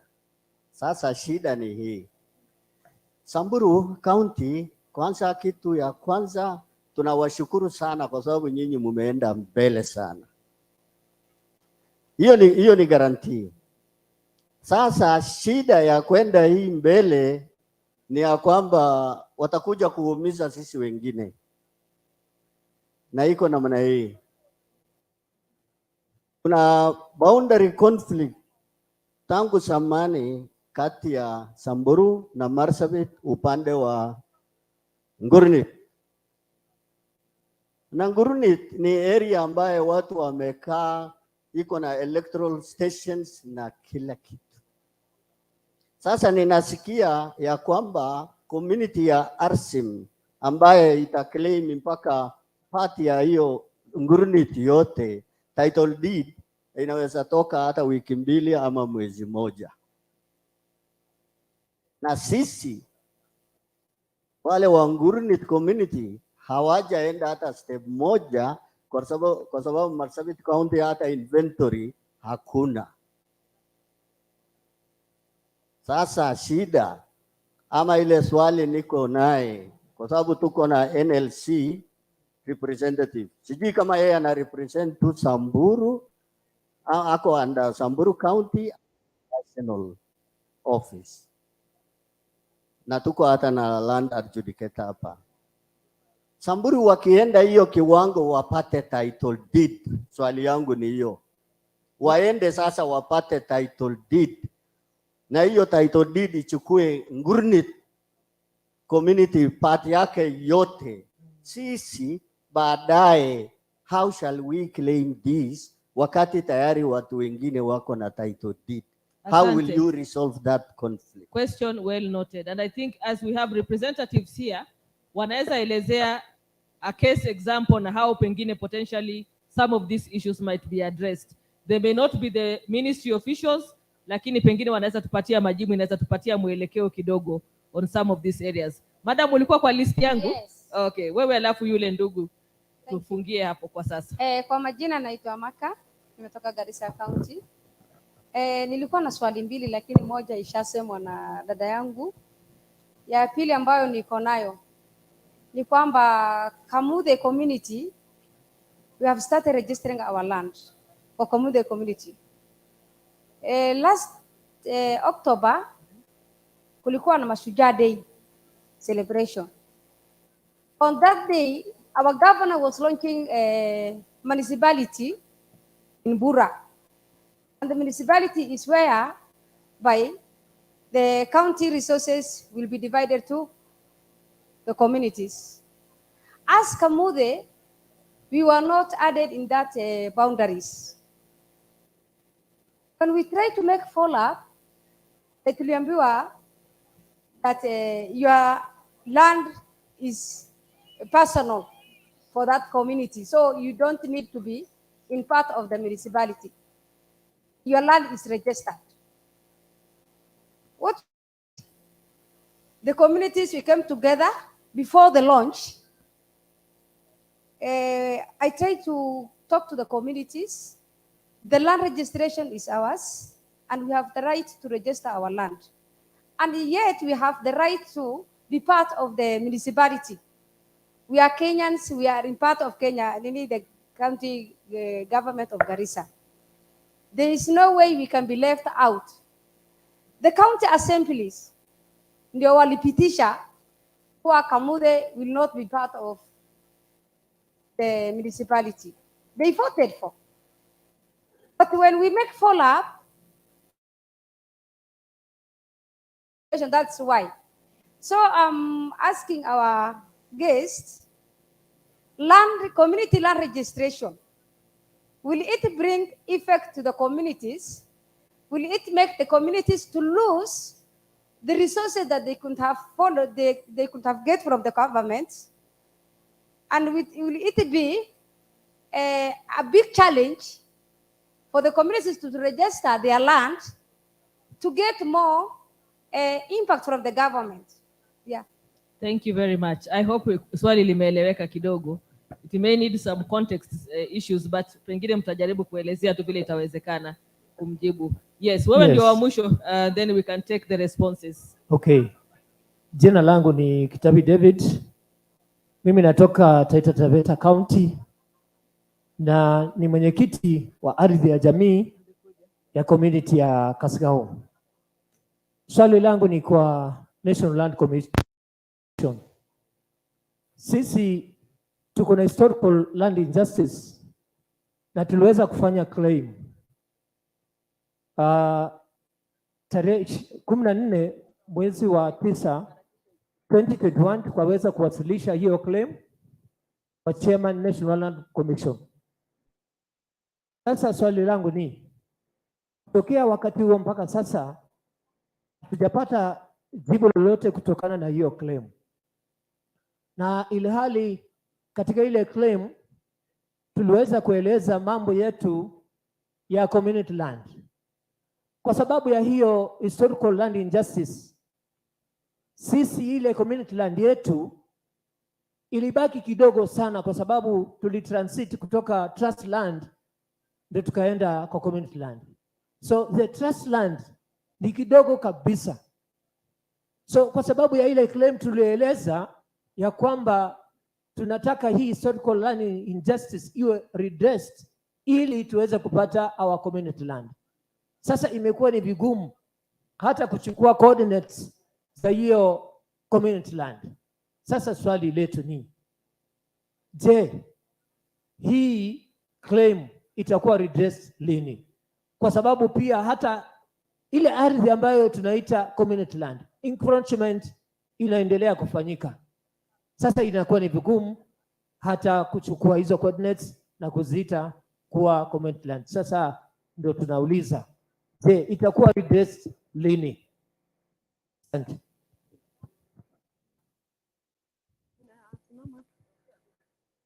Hamjambo. Pole nilikuja kama nimechelewa. Kwa majina naitwa Shoba Liban from Isiolo County. Nafikiri nikipata nafasi kesho naweza ongea juu ya community land in Isiolo, because as an organization tumeweza kufanya process. Naomba iwe tutapata nafasi kesho, lakini swali yangu kwa NLC, at what point will the National Land Commission intervene in terms of community land registration? If community have tried their level best in terms of awareness, they have agreed on many things, will that process be delayed, especially for those who are already ready, because other places has conflict? That is my question. At what point will community land commission intervene the conflict? Yeah. Thank you very much. One but not the least, apelekewe mic very fast na unirudishie.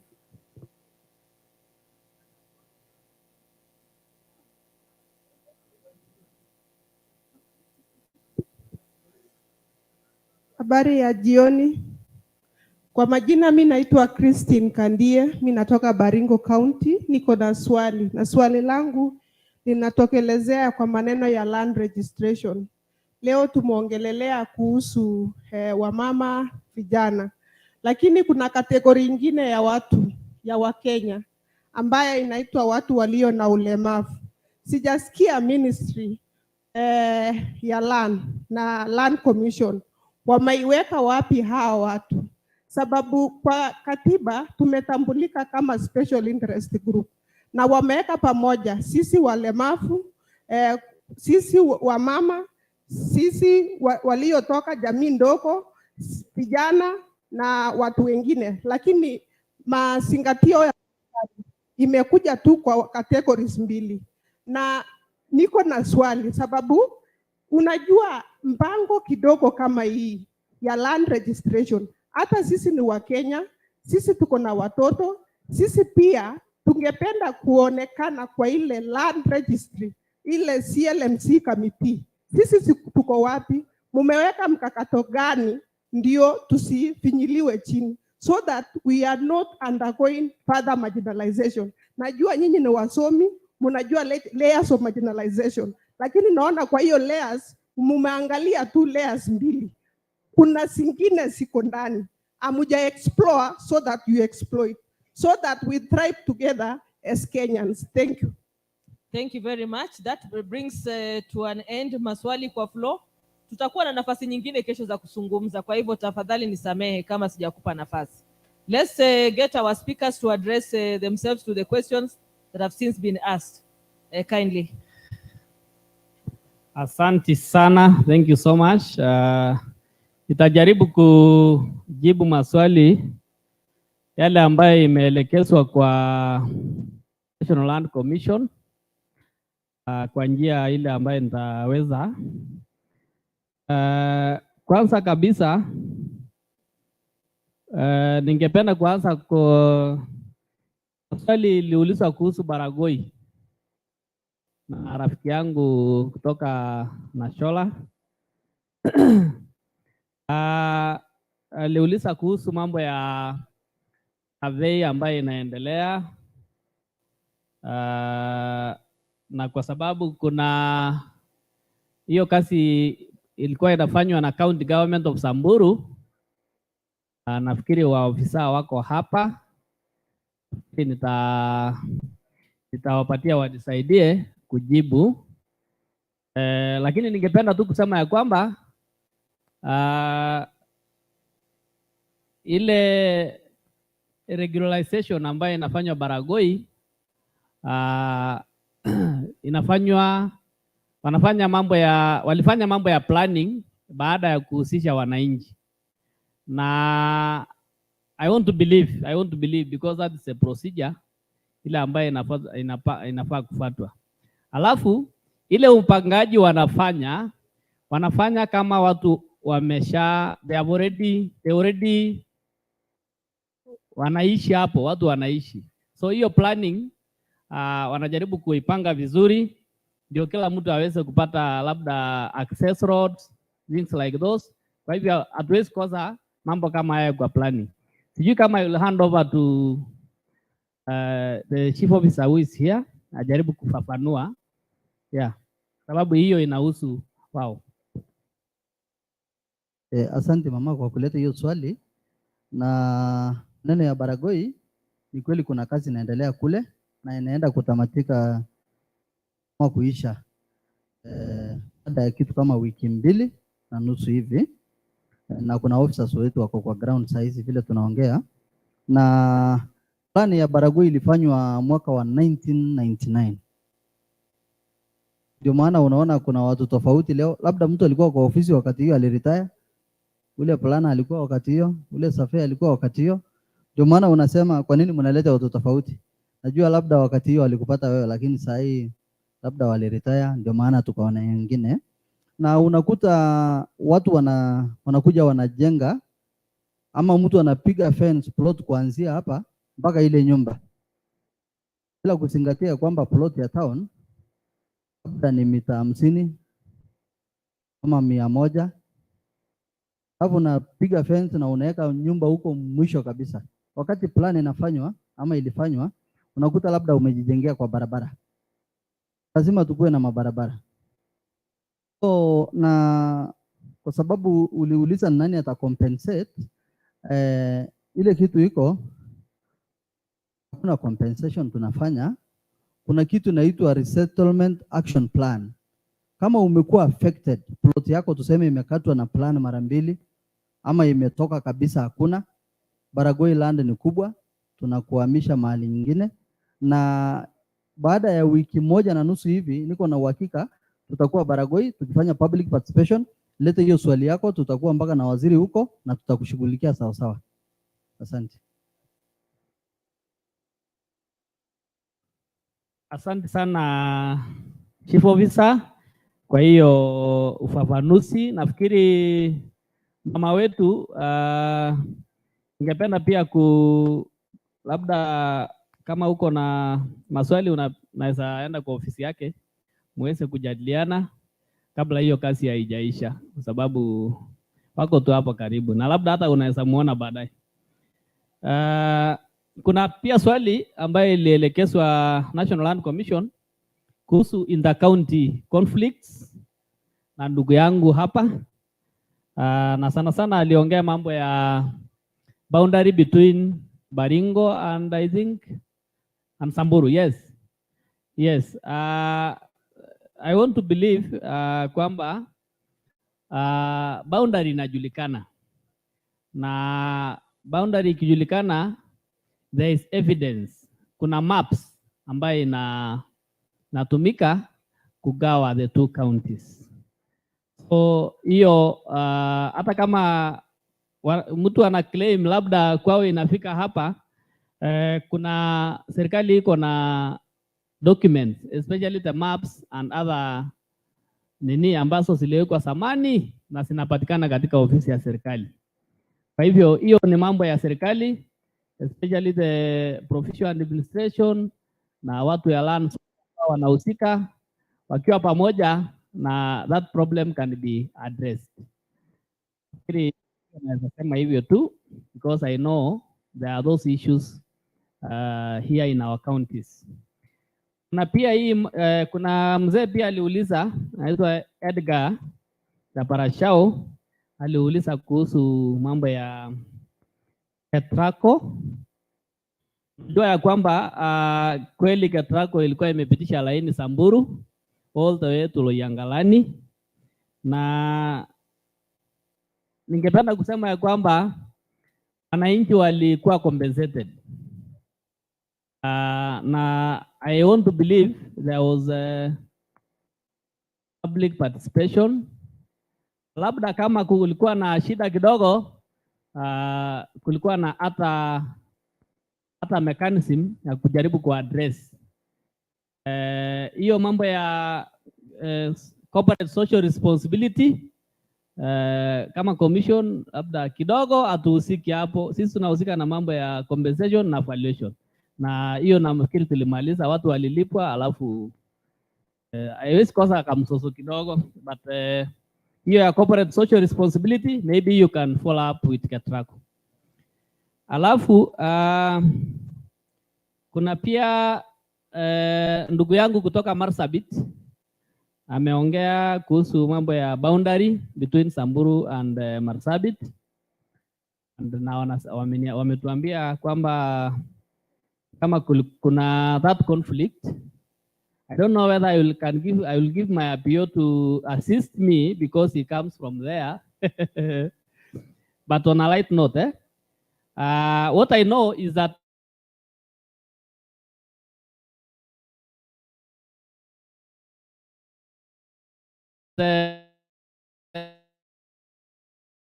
going on, trying to adjudicate. That one we know. In areas like Southor, you can't even differentiate. When you go to Southor, you'll find another part of town is Marsabit, the other one is Samburu. That one we have. But wakati wa ofisa kutoka Wizara ya Lands walikuja kufanya hiyo kazi,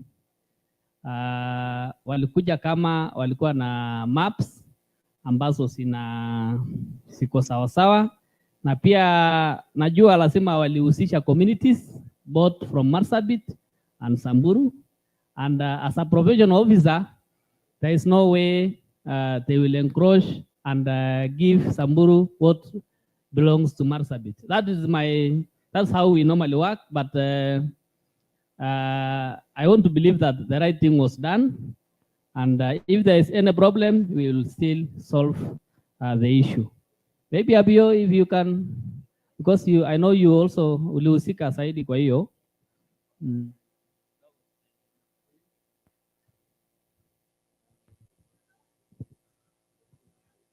Asante Mr. Mashan kwa kuleta hiyo swali, but kitu ningependa kusema mimi na wewe tumetoka kwa hiyo community, na nataka niamini ya kwamba si eti uko na wasiwasi ya kwamba mimi nimetoka Arsim na wewe umetoka Nguronit, naweza tumia ofisi yangu labda kunyanyasa wewe. Hapana.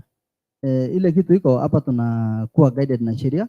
Kuna boundary ya Kenya kwa kila kaunti zote ambayo inajulikana ya 1963, ambayo hiyo ndio nafikiri walitumia kufanya adjudication, na I don't influence. Wakati hiyo exercise ilikuwa inafanyika, county government walikuwa na hold trust kwa hiyo land, but wakati hiyo action, hiyo exercise ilianza, ile kitu tulifanya, we handed over the trust land to the adjudication office, waendelee na hiyo kibarua. Kwa hivyo ile kitu inaendelea is purely based on facts, law, na hakuna mahali tunaweza nyanyasa. Na ujue ya kwamba huyu mzee kwanza ni ndugu yangu, na I have families from both sides. We are along the border, na hakuna vile tunaweza nyanyasa watu wetu.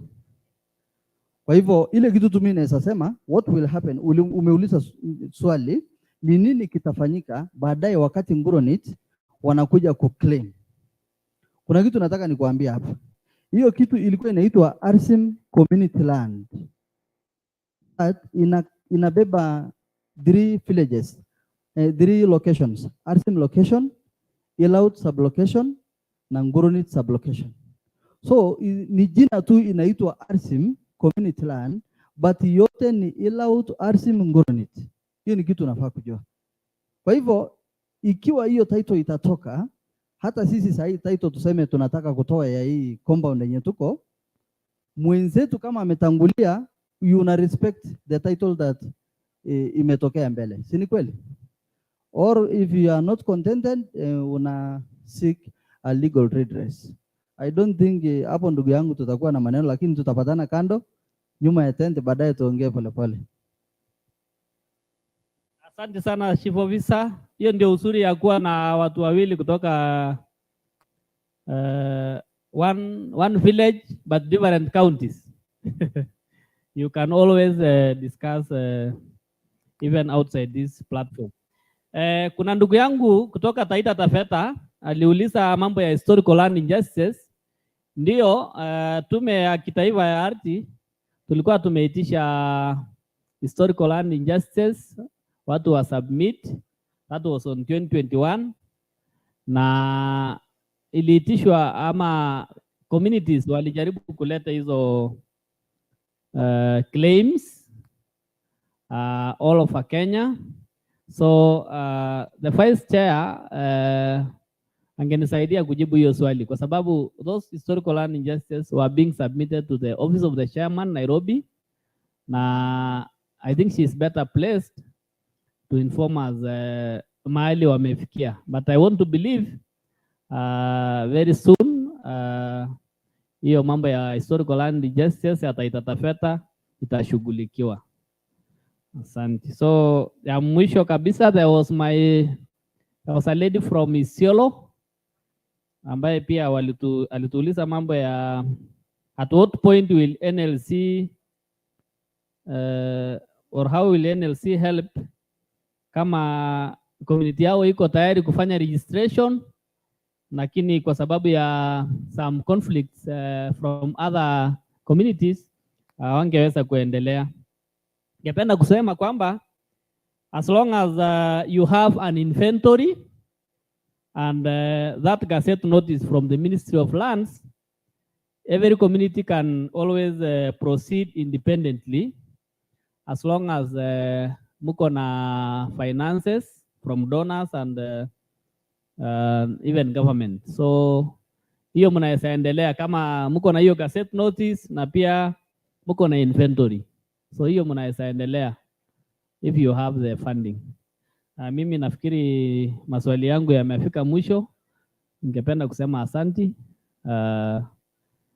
na nitamrudishia ndugu yangu Okot aweze kuendelea. Thank you.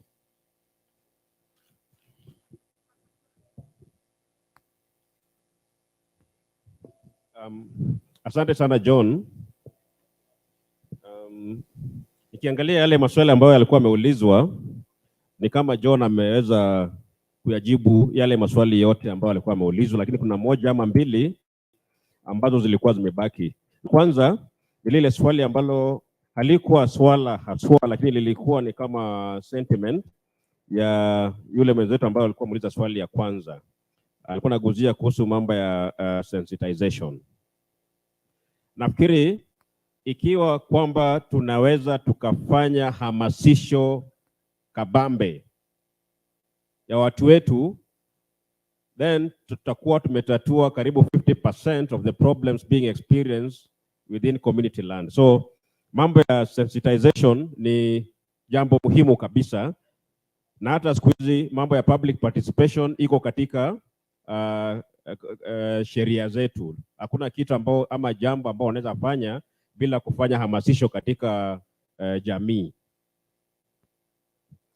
Kuna swala la pili ambalo liliulizwa ambalo lilikuwa linaguza mambo ya environmental impact assessment. Na ningependa kujibu kwamba nafikiria kwamba wakati ambapo serikali inafanya miradi yote, lazima kuwe na an environmental impact assessment report. So maybe muhimiza mwenzetu ambaye aliuliza hili swali kwamba anaweza tembea katika ofisi ya ile eneo ambayo anatoka kuulizia kama kulifanyika hiyo environmental impact assessment, na pia kama anaweza access report ya hiyo EIA.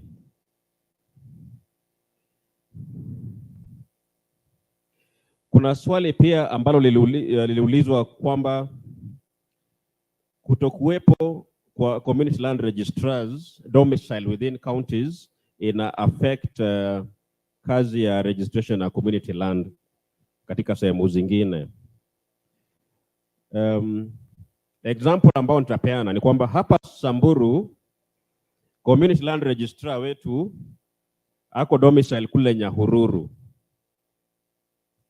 lakini tunajaribu despite the fact that our community land registrar is domiciled in Nyahururu, we have managed to achieve so much. Ikiwa mko na changamoto ya access community land registrar, the CLA inaruhusu the community land registrar ambaye yuko mbali ku-appoint a government officer to act on its behalf katika eneo ile ambao mpo. So hiyo ni one of the things ambazo mnaweza mka-exploit ili mpate services za community land registrar karibu na nyinyi. Swala lingine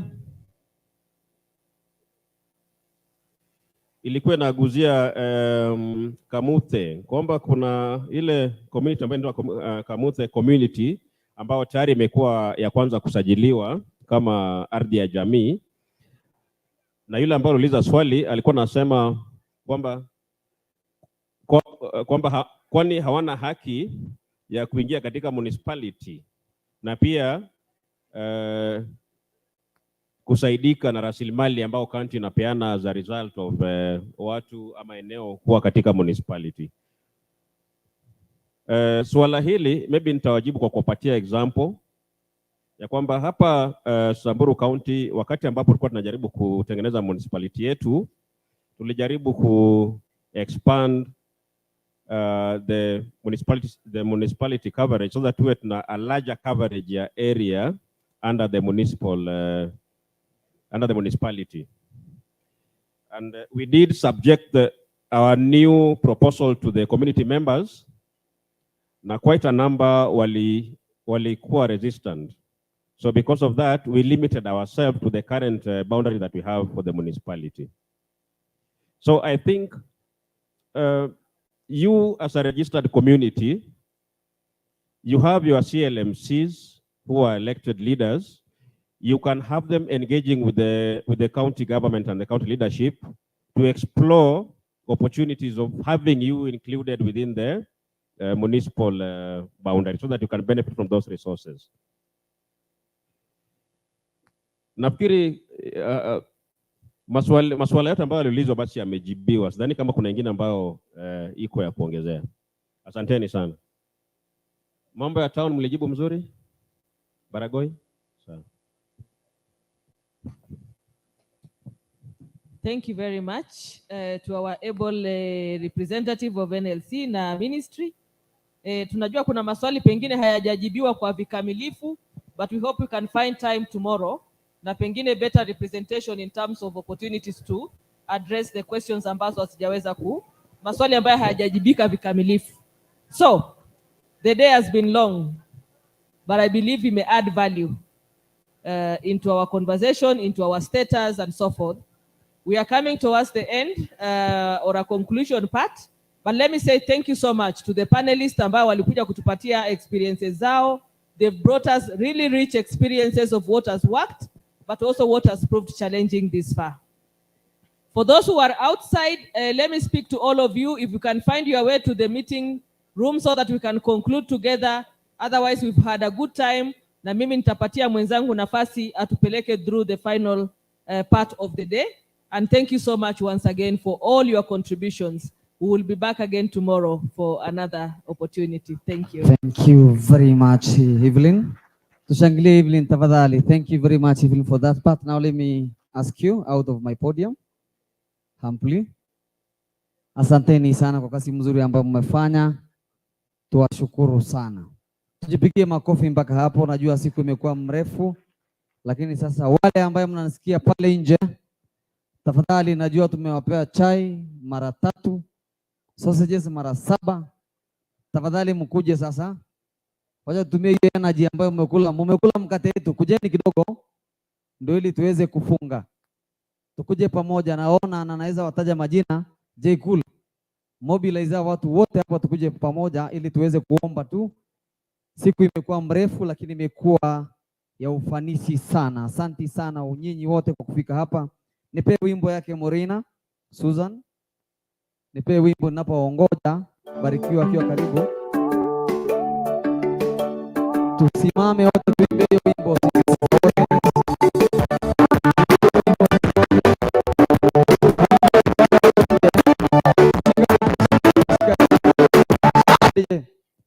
Watu wote ambao wako nje, najua kidogo sausage imekuingia, unataka kulala kidogo, mayai umepewa nini, tafadhali tembea kuja hapa. Haya, nipe wimbo sasa.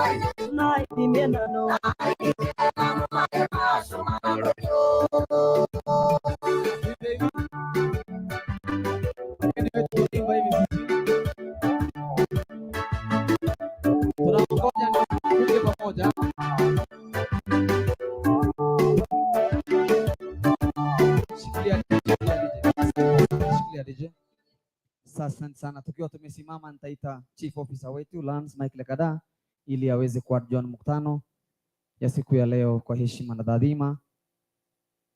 Mike Lekada, tafadhali adjourn mkutano.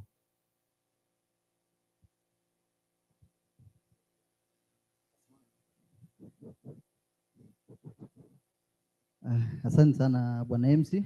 Nashukuru sana Madam Evelyn kwa moderation mzuri sana. Mimi naona kama tungeketi ndio tuamke tukiondoka, si ndio? Ama tusimame tukitokanga tukisimama. Ni sawa sawa. Tumeketi hata sana. Ningependa kusema shukrani sana kwa moderator wetu Evelyn na RSI, our county MC Lastborn. Pia nyinyi kwa hiyo energy yote ya kuweza kuketi kusikiza. Ningependa pia kushukuru our panelists wetu kwa kuleta hiyo experiences zao, na kwa niaba ya, kwa sababu kesho pia ni siku na tutakuwa na siku nzima ya kuweza kusikiza delegates wetu sana sana wale kutoka nje ya nchi. Kwa niaba ya mkubwa wangu waziri wa Lands Honorable Osenge, I want to declare the session of today officially closed until tomorrow. Tukue na usiku njema. Baada ya mkubwa kuongea, hakuna kuongea maneno mengine, ni kuomba tu Mungu na kuondoka. Tangazo la mwisho, siku ya kesho tunaanza saa 3 kamili. Ambia mwanzako saa 3. Ukitaka tutoke saa 11, tafadhali kuja hapa saa 3. Tafadhali utuombee. Nimekuwa wenu MC Lastborn. Tupatane kesho. Karibu, barikiwa. Mungu na wabariki. Basi tuombe pamoja. Baba wetu, tunakushukuru kwa sababu tumefika mwisho wa mkutano yetu ya leo, na tunasema asante Mungu wetu kwa sababu tumejifunza mengi na pia tumepata nafasi ya kusema mambo mengi kuhusu mambo ya land. Tunaomba Mungu wetu, tunapoenda uwe pamoja nasi, utuongoze Mungu wetu hadi wakati ambapo tutapatana tena hapa kesho, na tunaleta shukrani zetu na kusema asante. Kwa wale ambao wanasafiri mbali, Mungu wetu, waandamana nao hadi wakati ambao watafika salama, na Mungu wetu tutakushukuru.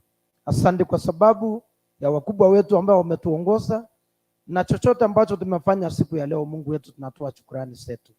Mungu wetu, tubariki tunapoenda sasa hadi wakati ya kesho. Kwa jina la Yesu tumeomba. Amen.